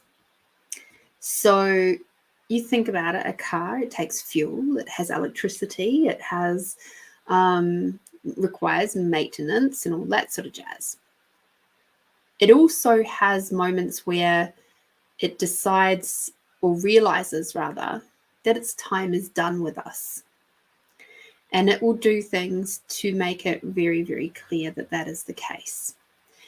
Now, one of the interesting things that happened in my last trip to New Zealand, so the one before the one that I was just on, so the one that I went on in 2019, the rental car that I was driving was showing some very serious signs of wear and tear. The brakes were not particularly great. And as a result, and I was mindful of that and made allowances for that, but it was like, okay, I was definitely going to be reporting it when I got back up. So when we ended up having a car crash, fortunately, I didn't get hurt. I didn't even get whiplash, but the car was written off. And I was sitting there on the side of the road waiting for the tow truck. And I said to the car, what was all that about? And it just said to me, thank you. Thank you. I'm so tired and I am done being this car. If I hadn't crashed it, the company would have just kept it going for another customer. And that other customer may not have been so lucky. So the car knew its time was done. And the spot where we crashed was in the back roads between Martin and Wanganui, because my maps decided that I should go that way. And there was no houses for ages except for this one spot where I crashed, and the lady just happened to be home on a random day at home. She said if I'd gone there yesterday or the next day, she wouldn't have been home. She would have been at work. So I would have been completely stranded with no cell phone reception and no credit on my phone, for that matter, for God knows how long, out in the middle of nowhere. Cars know. They know when they're ready to go. When they're ready to go, you'll find that repairs will take longer, that this list of repairs will get longer and longer and longer. Okay. So it is time for you to upgrade your car. It's kind of holding in there, but that's why it's taking a while, because it's actually trying to give you the space so that you can find another car. All right. So that's the first step.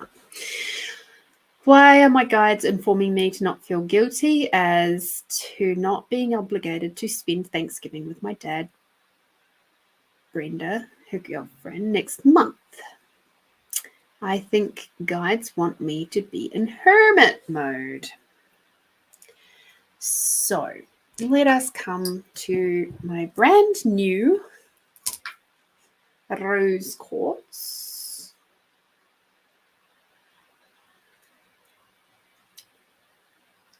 Okay. Oh, it's too hard to do this up in the air. Right. So, truth, show me your yes.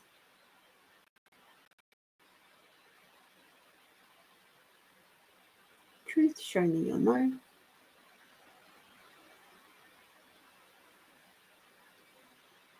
Okay, truth.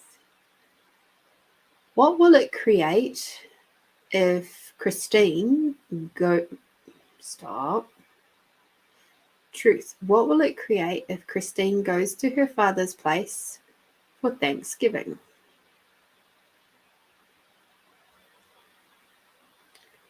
Truth. What will it create if Christine stays home for Thanksgiving?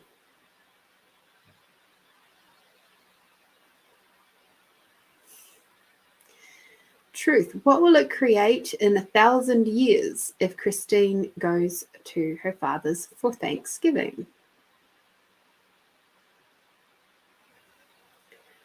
Truth, what will it create in 1,000 years if Christine stays home for Thanksgiving? Okay, and it is moving. Because the no was so big. There we go. So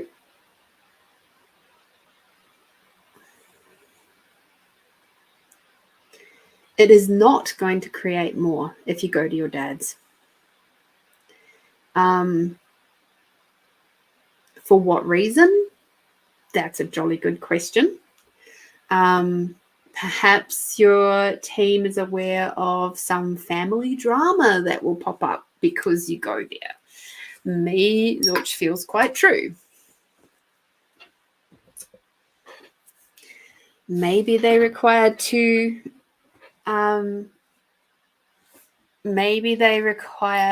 miss you. So truth.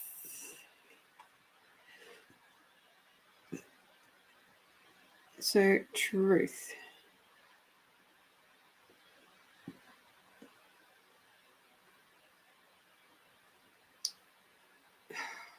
I don't even know the question to ask. Truth, would it create if Christine goes into hermit mode for 1 week? Truth, what will it create if she goes into hermit mode for 2 weeks?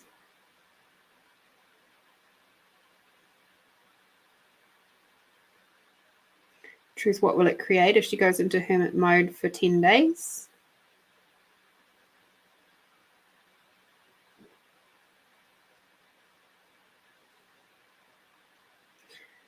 Truth, what will it create if she goes into hermit mode for 15 days?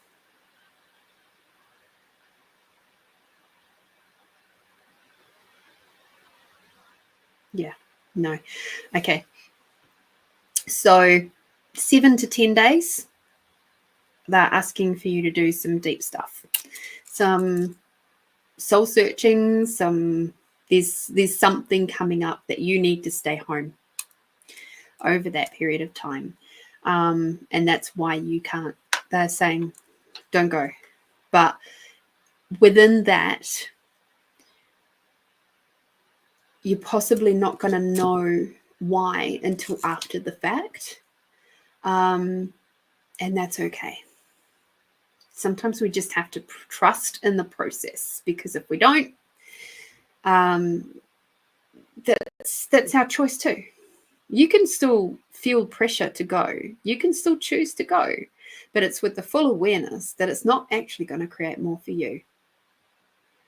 So that's the other questions I can ask. So truth, what will it create for the family if Christine goes to her father's for dinner? No. It's still a no. It's not going to create more for you, and it's not going to create more for the family. So just be aware of that and try not to create any illnesses or sicknesses in your body as a way to get out of that, because you will. If you go, oh, just say I'm not feeling well, guess what your body will do? It will create a thing that makes you not feel well. So instead, be brave, be honest, and say, look, Dad, I'm sorry, I can't make it. Can't make it this time. And if he asks why, you say, I've just got some stuff going on and I can't make it this time. I'm sorry. I'll be having you in my thoughts. And it's nothing personal. It's just I've got a lot going on right now. Okay?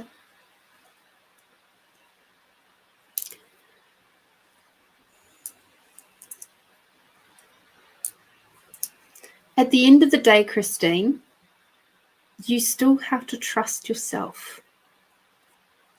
I mean, just because the shaman and I agree doesn't mean that that's where your heart requires. And also, that's what we're sensing now on this particular timeline. We've still got some time before Thanksgiving comes round, and you might find that the energy changes. Something or someone will shift something, and it might change. Okay.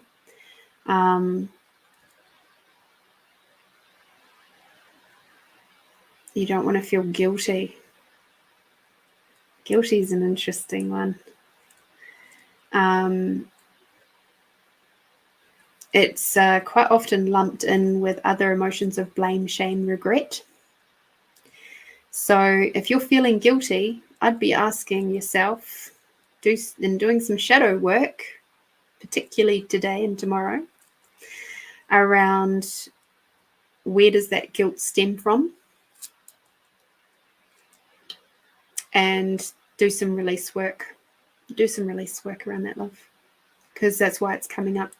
It's not actually about your dad. It's not about Thanksgiving. It's about releasing yourself. It's about forgiving yourself. So guilt is generally something we feel,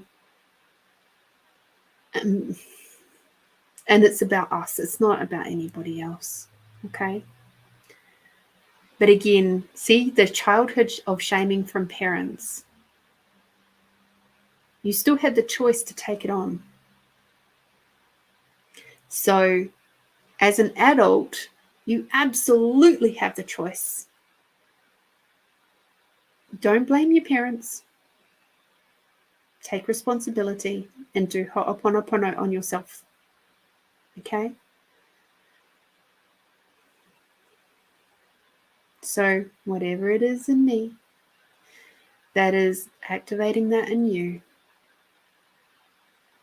and you can say this to yourself, whatever it is in me that's activating that in me,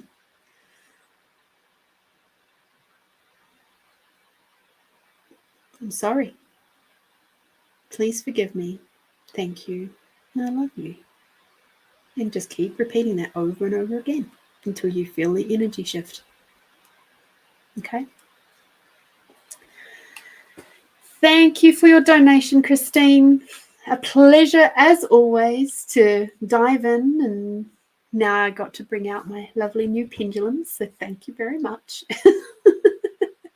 Without beautiful donations like yourselves, I wouldn't be able to keep the show running. So I very, very, very much appreciate it. Thank you so much.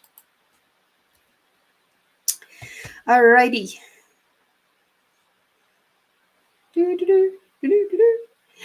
And finally, Julie! Yay! Julie!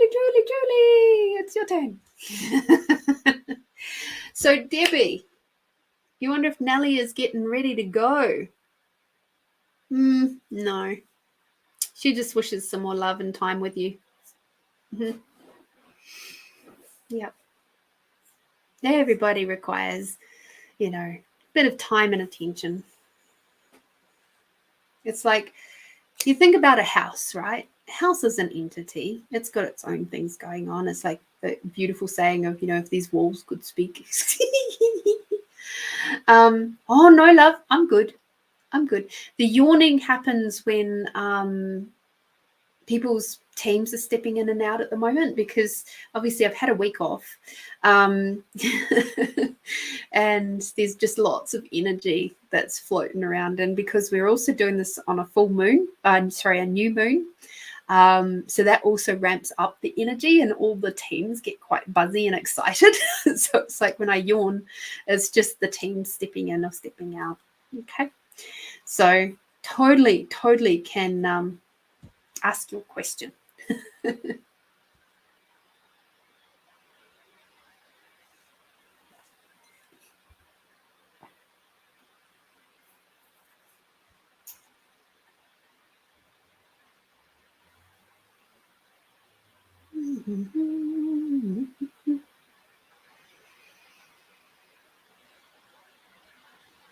Okie dokie.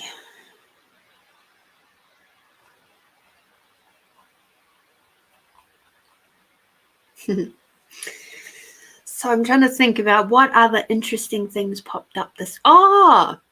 So yesterday, was it yesterday? Oh yeah, and I finished it off today. I finally watched that movie called Where the Crawdads Sing, and it's the one that's been adapted from a book.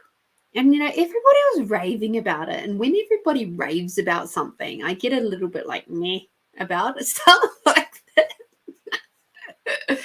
And I have to say, it was a good movie to do cross stitch too. It was a very good movie to do that too, because it wasn't a bad movie. It wasn't like a real tearjerker or anything like that. I found it to be a movie that was beautiful in its own way, but it was very chill. So yeah, it wasn't like I had to watch too much of the detail or anything like that. When there are certain movies that you've really got to watch because there's just so much detail, and if you don't watch it, you miss it. And like it might be something really crucial that you see, but you don't hear. So yeah, there was that. What else have I perused this week? I've watched a lot of screen time while doing my cross stitch. So yeah, I really, on the flight over, what did I get to watch on the flight over? Oh yeah, Ghostbusters movie, the new one, which I thought so. I'm old enough to remember the first Ghostbusters movies. And to be honest, I thought that this one was actually a really nice sort of return to the feel of those first movies. So it probably helped having the majority of the actors back from the first movies. Yeah, movies plus cross stitch. Oh, perfect. So in the course of the movies, as some of you might know, there was 3 movies ago was the one with the Melissa McCarthy in it with the female Ghostbusters. Didn't really land right. It was a bit of a kind of movie. And then the next one was where the families of the original Ghostbusters sort of start coming in, like the next generation. And I found that one to be really good. This one is like their story continued, and I found it to be rather a good movie. There was lots of sort of the little nuggets from the older movies coming through. And of course, this time for me was a bit fun because I had actually physically been to the library in New York where the statues are, the lion statues at the front of the library that change and turned into the creatures and stuff. I'd physically been there back in 2009, and they've popped up again in this newest movie. And I was like, oh, I've seen them. I've been up to them. I've touched them. Oh, dear. So that was good. And then I watched, on the way back, I watched the Garfield movie. That was fun. I watched it's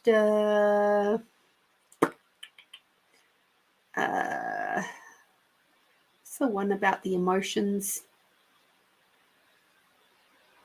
The second movie about the emotions. I can't remember. But that one was lovely because the Riley was becoming she was hitting puberty.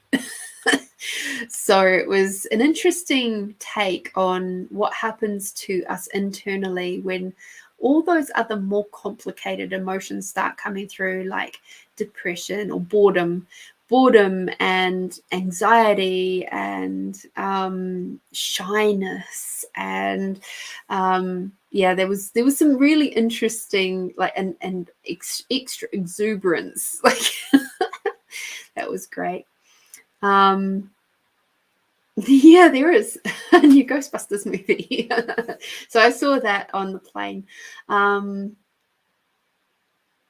What else? There was a fourth movie that I watched on the plane. It was a very quick one because I only had like 90 minutes left of my flight, and it was like, oh, what can I watch for 90 minutes? Must have been super fascinating because I can't remember. To be honest, I think I was a bit sleepy at that point because that was coming back, and I was like, I'd already been awake for many hours. So I was like, but yeah. But no, I've watched a lot of stuff, and it's been nice. It's been nice to chill out and just do a body quiet moment. No, Julie, I was waiting for your question, and now that I've finished talking, I can ask you your question. Answer your question. Okay. Who wishes to come play with Julie? I was waiting for it. I was waiting for it. Do I look tired, Julie? I didn't think I looked tired.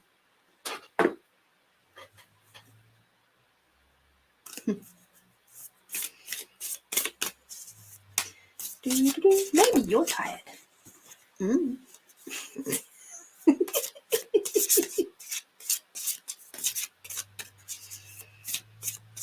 I have no excuses for being tired. I've had plenty of sleep. I have plenty of rest time.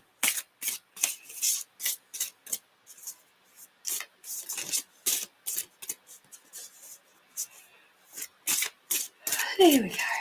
Your team has stepped into the house.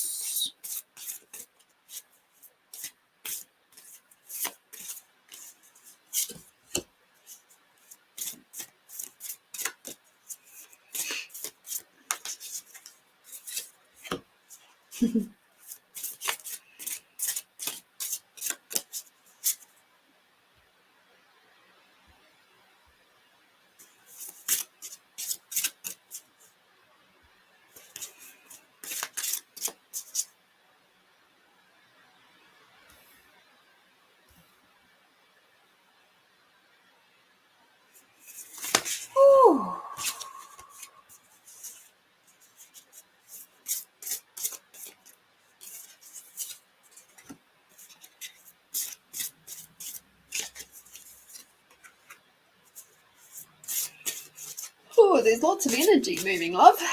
Lots and lots of energy moving. This is a good thing.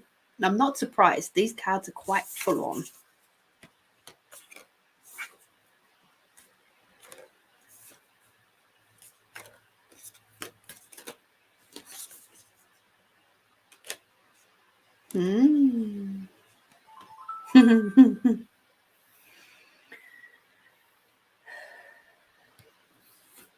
All right.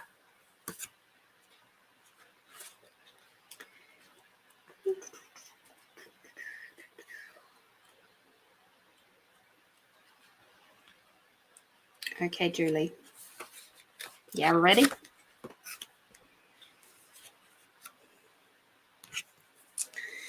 So the first card that we've got, and this is from the Heal Yourself Oracle from Aina Segal. And with these, what I've been doing lately is, and here's your team, is reading them out because I find that this is, there's a lot in these cards and with what Aina puts. So these are what I call the kick your ass cards. So be warned.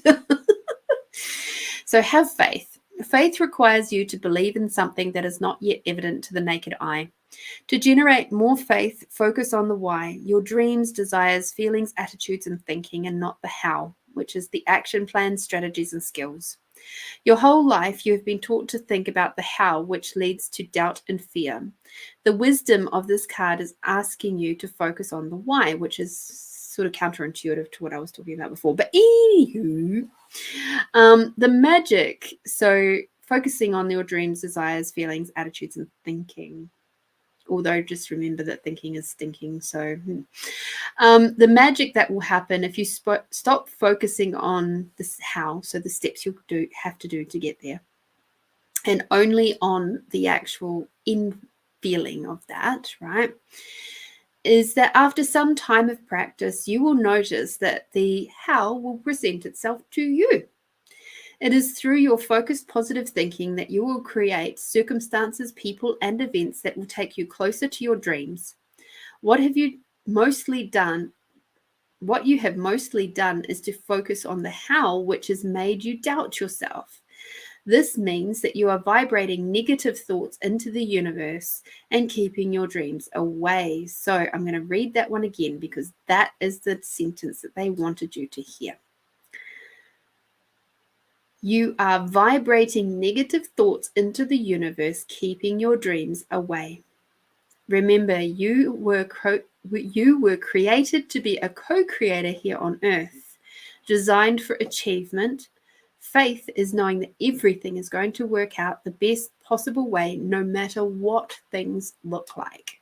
Okay, so they're asking you to have more faith in yourself.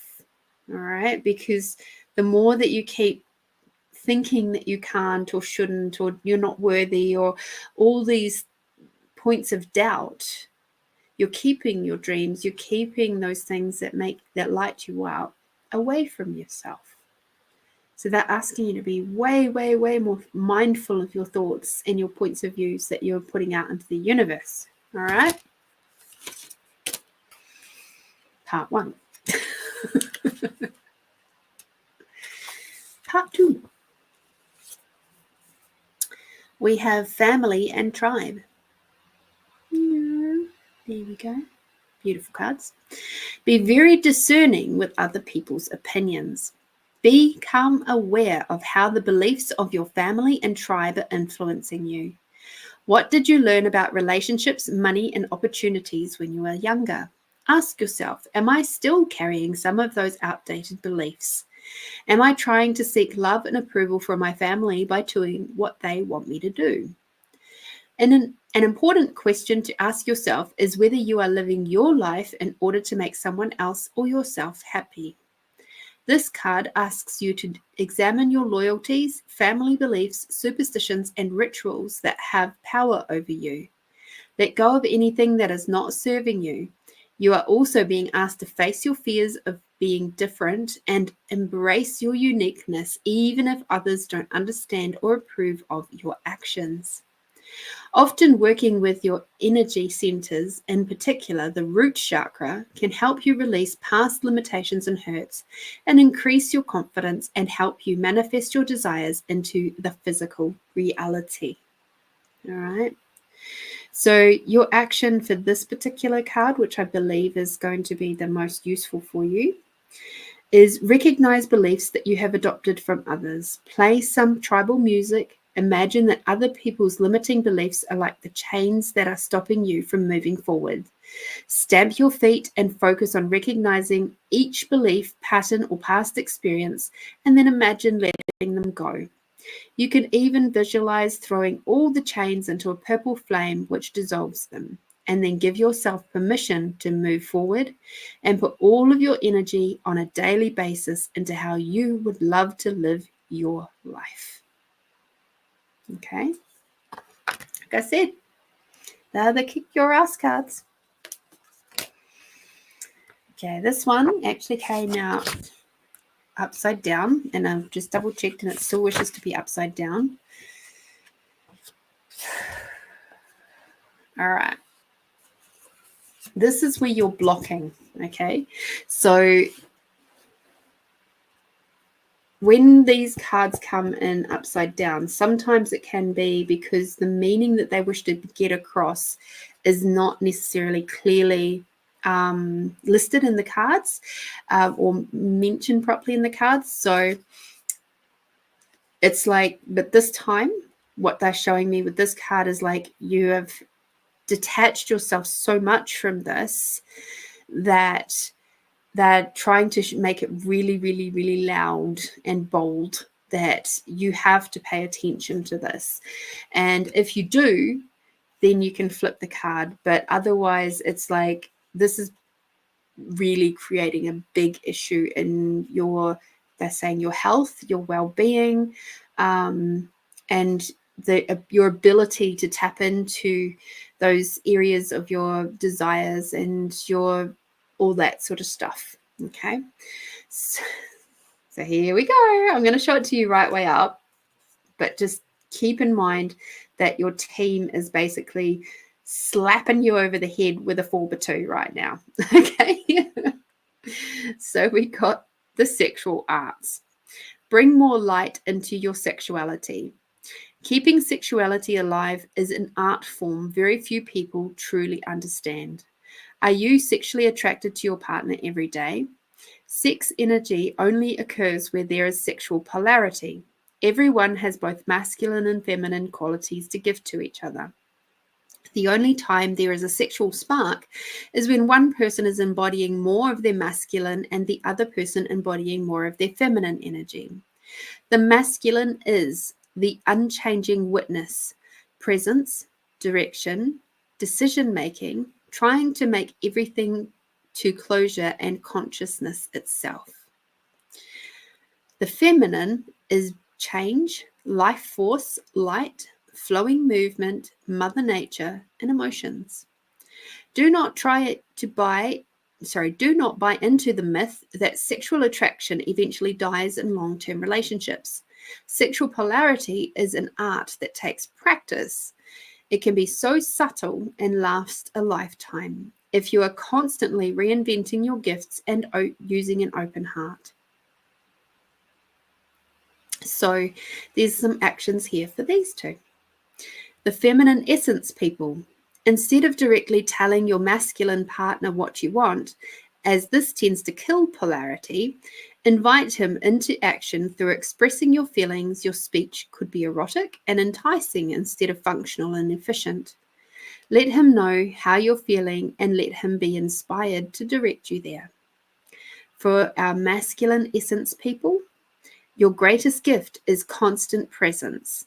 No matter what your feminine partner is feeling or doing, consistently penetrate her display and see the light that is shining for you. The feminine may come at you like a slap to the face or your favorite kiss. Stay with her energy so the feminine knows that no matter what she's feeling, you are there. All right? So there we go. At the moment, you have to reinvent yourself. Okay?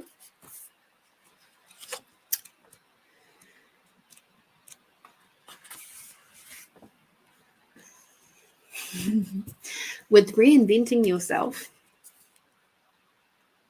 these next two cards are leading you there. This is pretty cool. All right, so we got wild. Look at this blinking lady. Whew. There is a wild, untamed spirit inside of you, desperate to be unleashed. Free it and claim the gifts of your energy, power, passion, and creativity it offers you. So again, you're getting that same message from that first card of having faith, all right?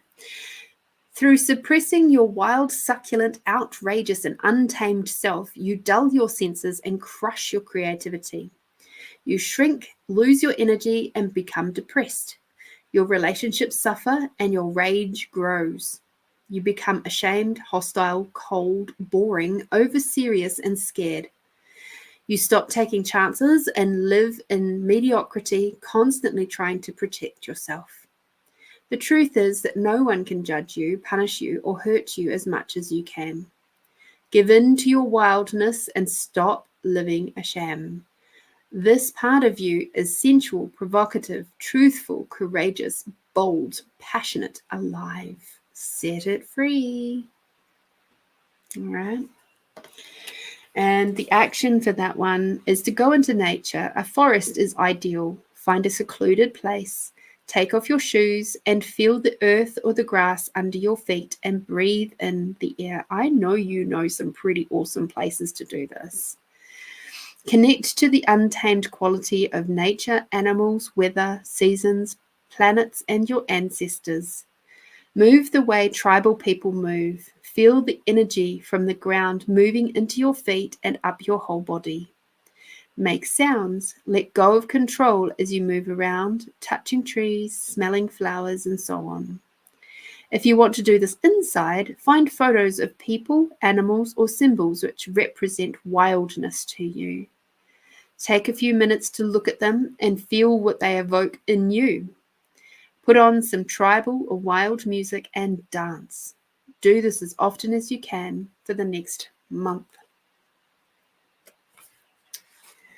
All right. Ready for one more? This is just to really hammer it home. Your team has said to take off your masks. Stop trying to appear different to who you really are. It's time to take off your mask and be the real you. You cannot get the love and attention you are craving by pretending to be someone you are not. Why are you so afraid to be honest with yourself and others? Do you feel that you will lose friends and opportunities by showing others your imperfections, fears, and vulnerabilities? Are you constantly doing things to please others, even if doing this does not work for you? This card indicates that you need time to get to know yourself and what is important in your life. You will know that you are evolving when other people's judgments of you no longer impact you. If you have an incredible talent, believe in yourself. Don't hide your greatness because others feel envious or resentful. Remember, every great leader had people who loved them and believed in them, as well as those who doubted and disliked them. All right. Whew. Like I said, they're the kick-ass cards. They'll tell you the shit that you really don't want to look at. I know, because when I opened them up the very first time and I laid it out and I went, oh, wow. Yes, and I don't want to look at that. So I went to another deck of cards and it told me pretty much exactly the same thing. And I went, you suck. You suck. And I don't want to know. So that's why I caution people with these cards.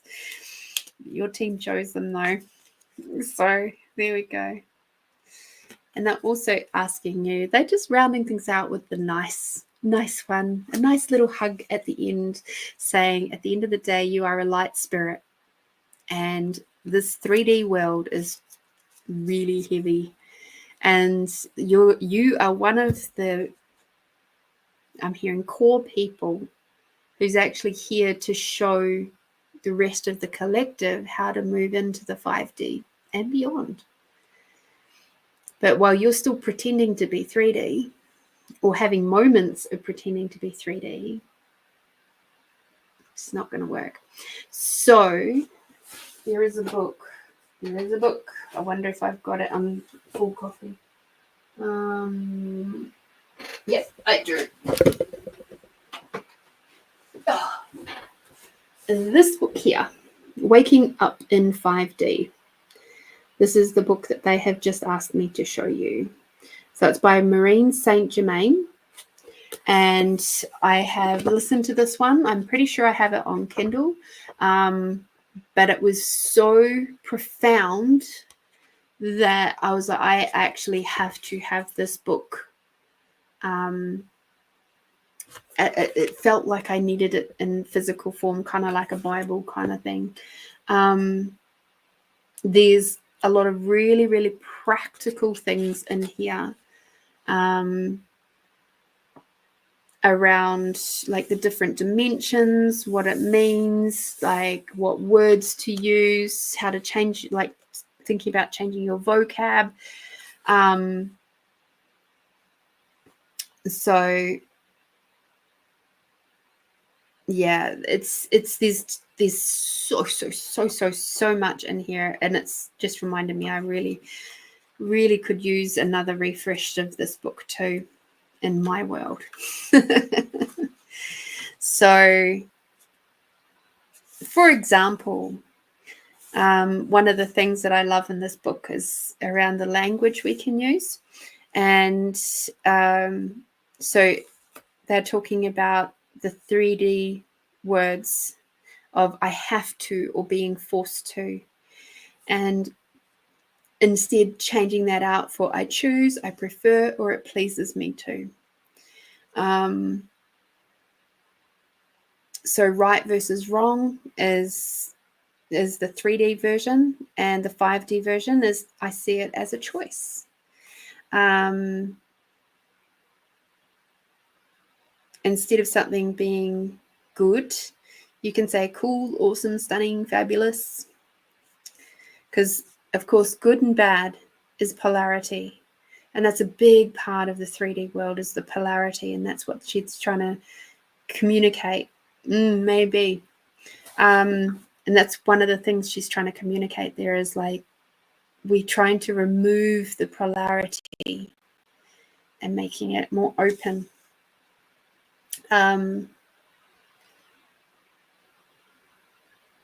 So yeah, there's lots and lots and lots of stuff in there.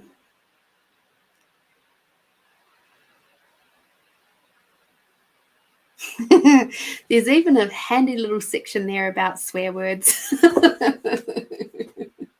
So yeah, Waking Up in 5D by Maureen St. Germain.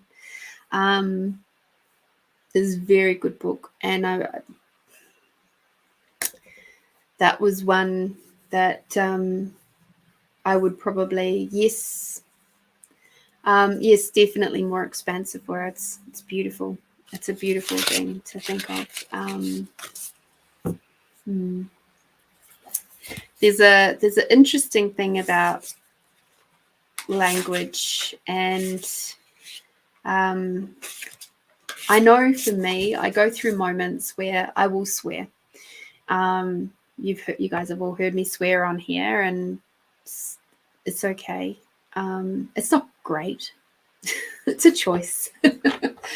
But I certainly know, and I'm conscious of the vibrational effect of swearing, but I also know that sometimes we still require, for me at this stage, to be able to connect with people where they're at.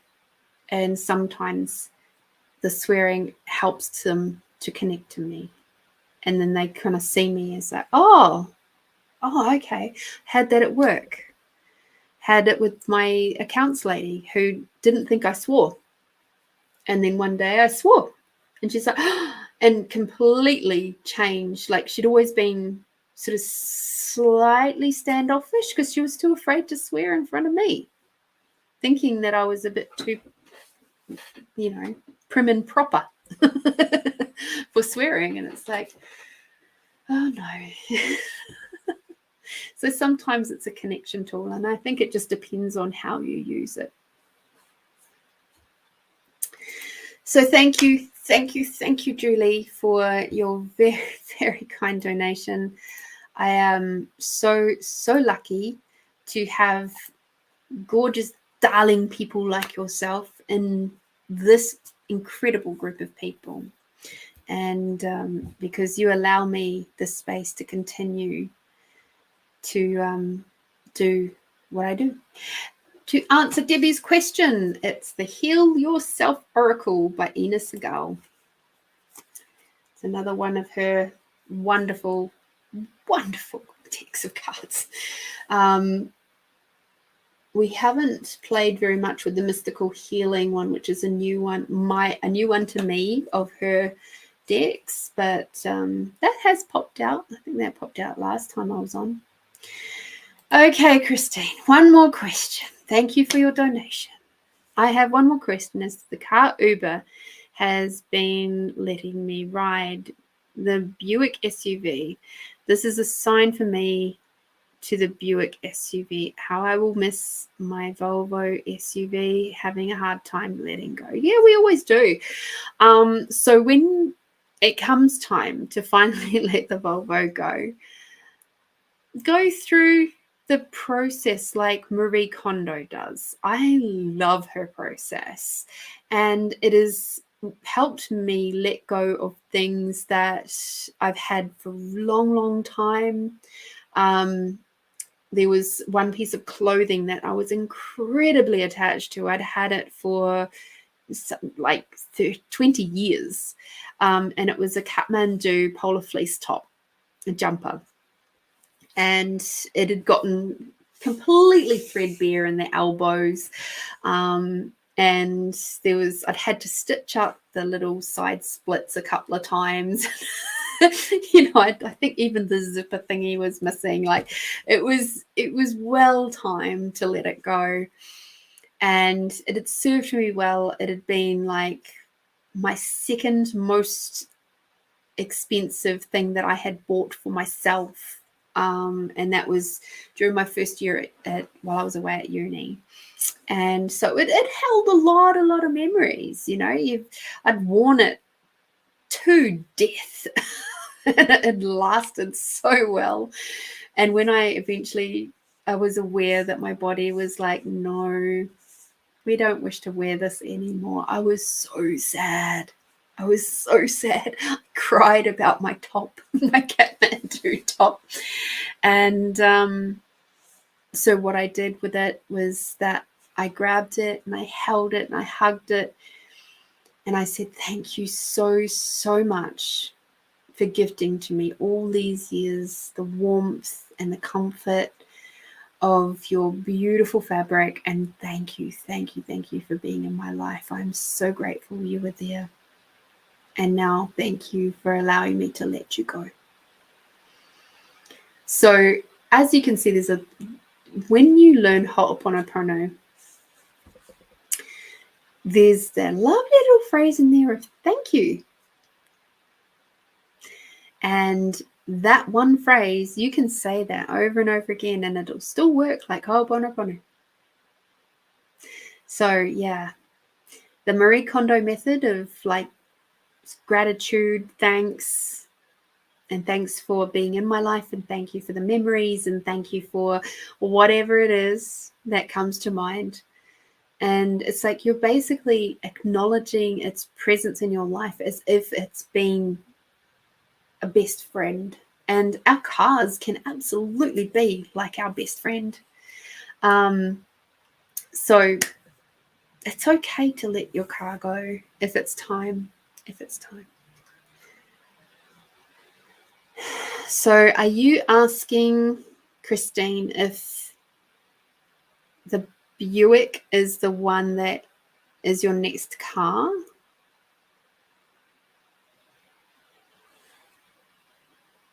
So truth. What will it create if Christine chooses a Buick SUV? That's still a no, love. Truth, what will it create if she has a Buick at the moment while her car is getting fixed? That's a yes for the at the moment as a fill-in while your car is getting fixed. Truth is Christine. So truth, what will it create if Christine has a Toyota as her next car?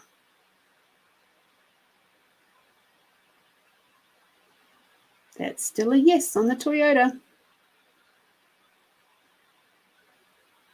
So it's kind of like it's fun for now. The Buick is a fun for now, but not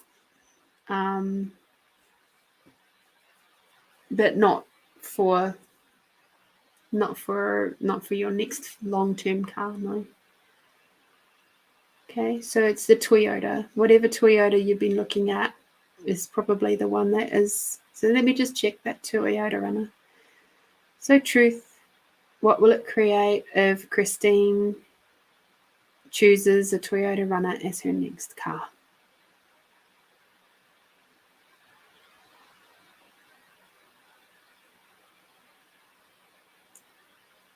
Truth, is there another type of Toyota that is waiting for Christine?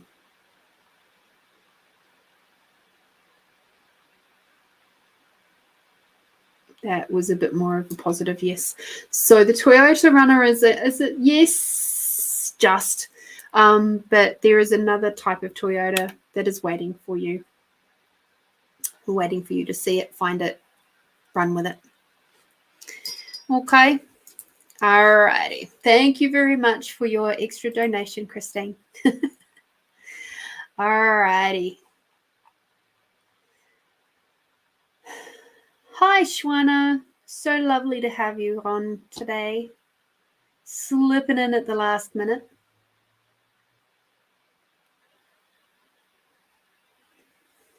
Alrighty. That is a genuine yawn.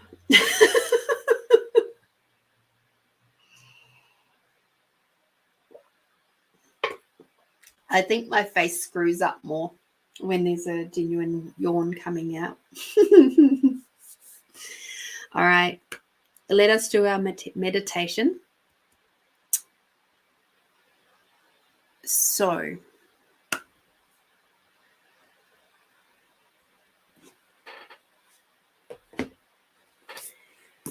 given that we got the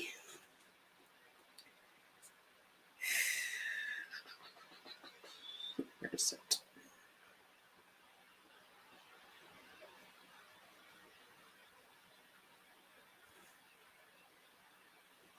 $223.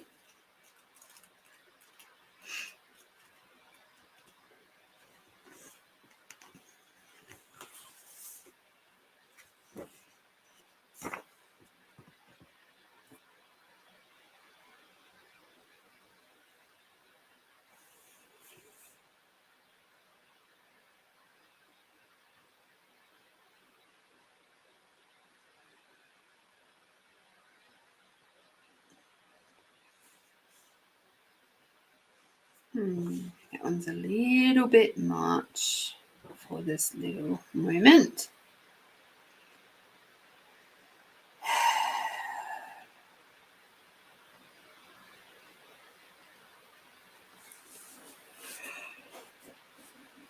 Okay. Cool. All right, everybody. Close your eyes if it is safe for you to do so. And we're going to draw on some of the energies of our first card from our group reading today, which is letting the past die. So if you wish to use this beautiful new moon energy and help yourself let some stuff go, now is the time to do it. We've been asked to by the collective. Today is a really, really good day to do that. So with your permission, we will continue. If you are like, nah, man, I'm not ready to let any of my old stuff go. I'm not ready to let things lie. That's beautiful. Thank you for being with us today. And I will see you next week. But if you're ready to be brave and you're ready to take those next steps in your conscious evolution, feel free to stick around and do this meditation with us. Because when we do this together, it's way more potent than when we do it on our own. It's that thing about being witnessed. Even energetically, you all are connected now. And you are witnessing each other. And it's a beautiful, beautiful thing. So close your eyes. Take a big deep breath in.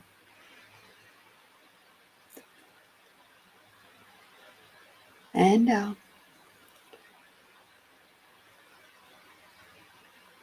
And as you take another big deep breath in, you're pulling Mother Earth energy all the way up your body.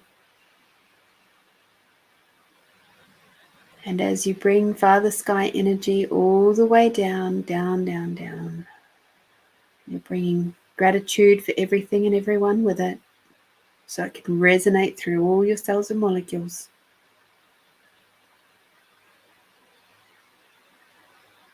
Now breathing up, breathing in, bringing Mother Earth energy all the way up through your body.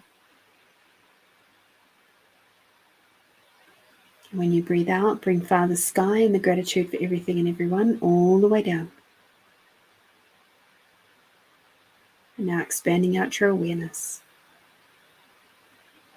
in a big, beautiful bubble up into the sky and down into the earth, expanding out your awareness, out beyond the size of the country that you're in,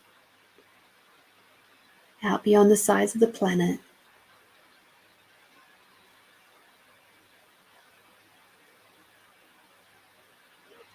out beyond the size of the solar system, out beyond the size of the galaxies,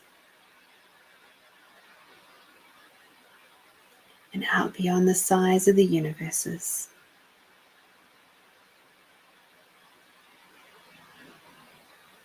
Beautiful. If you wish to go further than that, you're more than welcome. If you're happy to just stay there, that's okay too. You can do a lot of work even from this space. Now focusing on your body once more, grab your sense of allowance, remembering that your sense of allowance is your ability to be, know, perceive and receive the energies, thoughts, feelings and emotions of other people from no point of view. So you become, instead of a tight, contracted little pebble at the bottom of the raging river of everybody else's thoughts, feelings and emotions, you can become like a big old fluffy cloud, just floating along. And you see the raging river and you just go, that's interesting. And you can choose to stop and observe or float on by. That's your sense of allowance. So as you expand out your sense of allowance, in a big bubble up into the sky and down into the earth, expanding out beyond the country that you're in, beyond the planet that you're in, on, beyond the solar system, beyond the galaxies, beyond the universes, and finally expanding out your allowance beyond your awareness.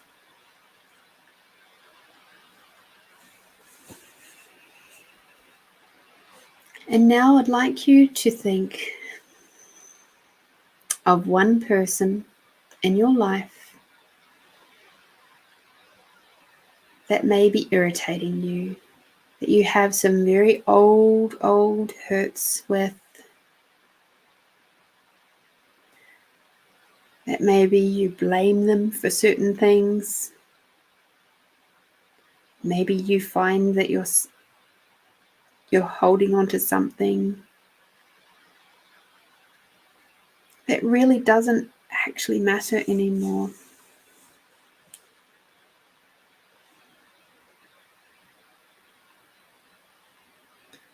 But you may think it does because you feel like that's your way of keeping yourself safe. You might be finding yourself always having the same kind of people or be in your world, or being treated in the same awful way. And that could definitely be a sign that you're holding on to something from your past that you need to lay to rest. Something that's making you subconsciously attract the behavior or situation. Doesn't mean it's your fault or that you deserve it, but it does mean that you have the power to break its hold.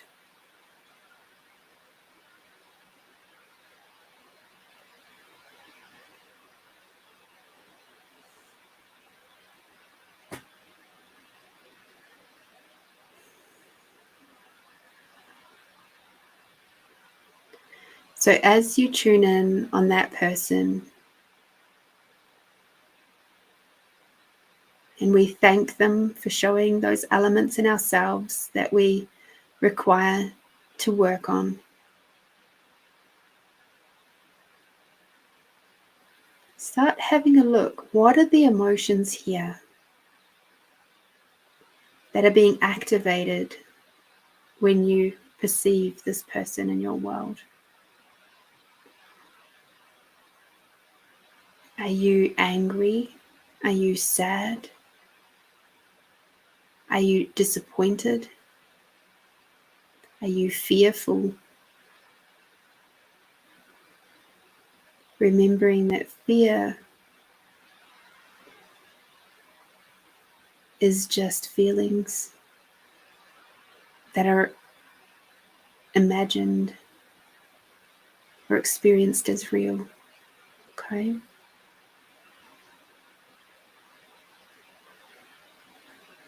What feelings are sitting and being activated in you right now?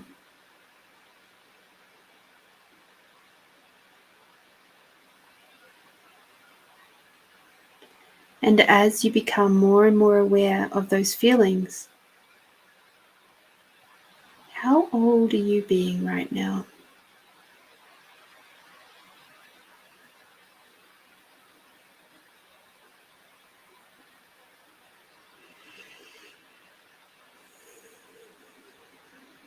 Where did those feelings first pop up in your world?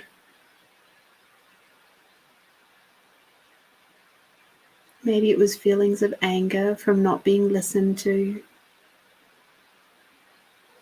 feelings of frustration,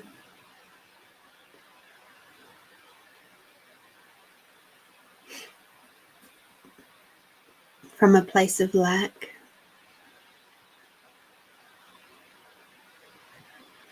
Maybe it's sadness from the situations that you see around you.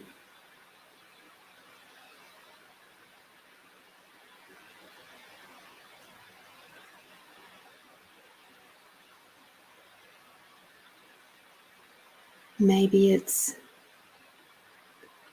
feeling discontentment from having been hungry.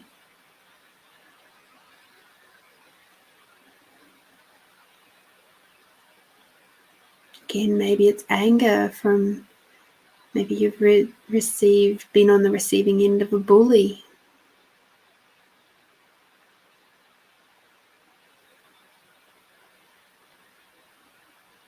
So whatever it is, and whatever age that emotion first popped up in your world, I wish for you to now see that version of yourself standing in front of you.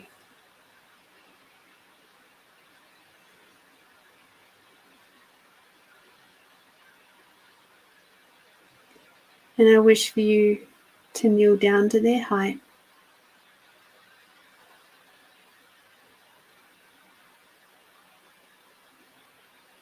Or if you think, gosh, that's too hard, find a little bench for you to both sit on.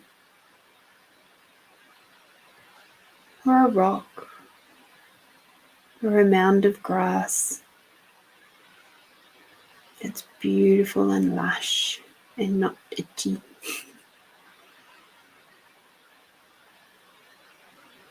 So you can be with your young version of yourself.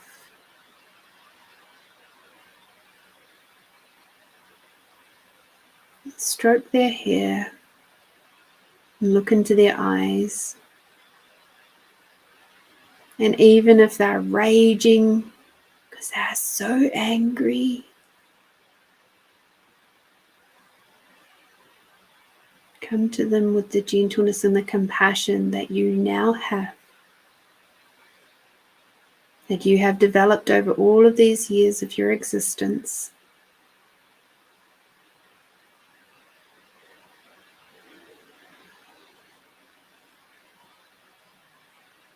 And as you look into their eyes and take their little chin and say, I love you. I love you in your anger. I love you in your sadness. I love you in your grief. I love you in your fun. I love you in your exuberance. I love you in your creativity. I love you for everything and all that you be.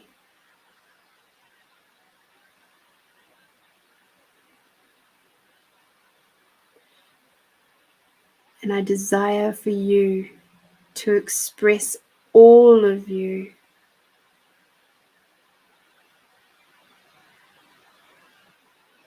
in your highest and best.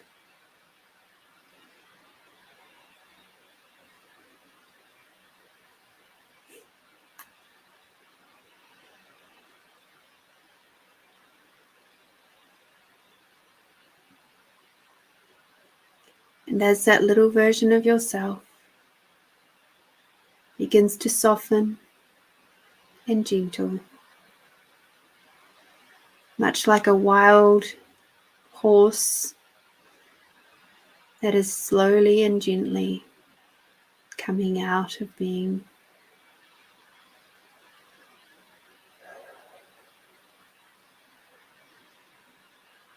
a stallion in the paddock or in the wildness, learning to trust, learning to be present with another person, and that other person is you. You are learning in this very moment, relearning how to trust you.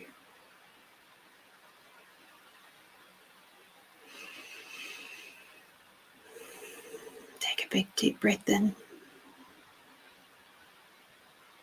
and pull your little self into the biggest hug. Allow your hearts to connect, your heart spaces.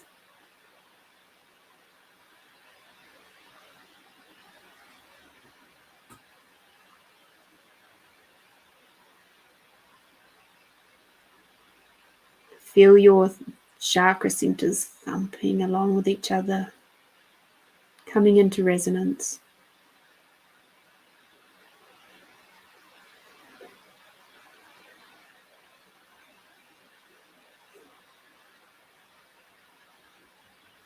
And as you do so, the little version of yourself smiles and softens even further and melts into you, literally, physically, metaphorically. And as that little version of you melts into itself, into you, you are now softer, with even more compassion than you were 10 minutes ago, even more kindness and gentleness than you were 10 minutes ago. And your way of viewing the world has shifted just a touch,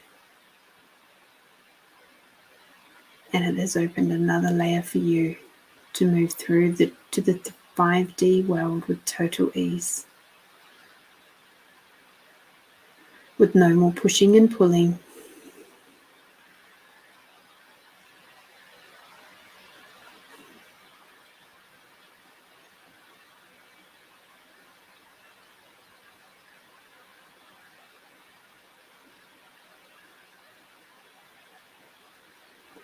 So now take a big deep breath in, bringing Mother Earth energy all the way out. And as you breathe out, bring Father Sky energy all the way down. Bring Mother Earth energy all the way up. The unconditional love coming through your body, just continuing to rebalance those masculine and feminine energies throughout your body. And as you bring Father Sky energy all the way down with the gratitude for everything and everyone, we say thank you. It is done. It is done. It is done.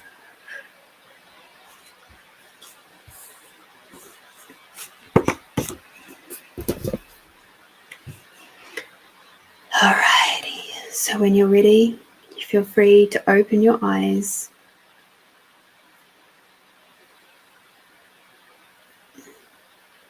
That was a pretty big one. It is tough. And I appreciate your courage. For those of you who have stuck around tonight, And I would very much like for you to please have some water now. Have a little bit of salt with your water, because you've done a lot of energetic releasing.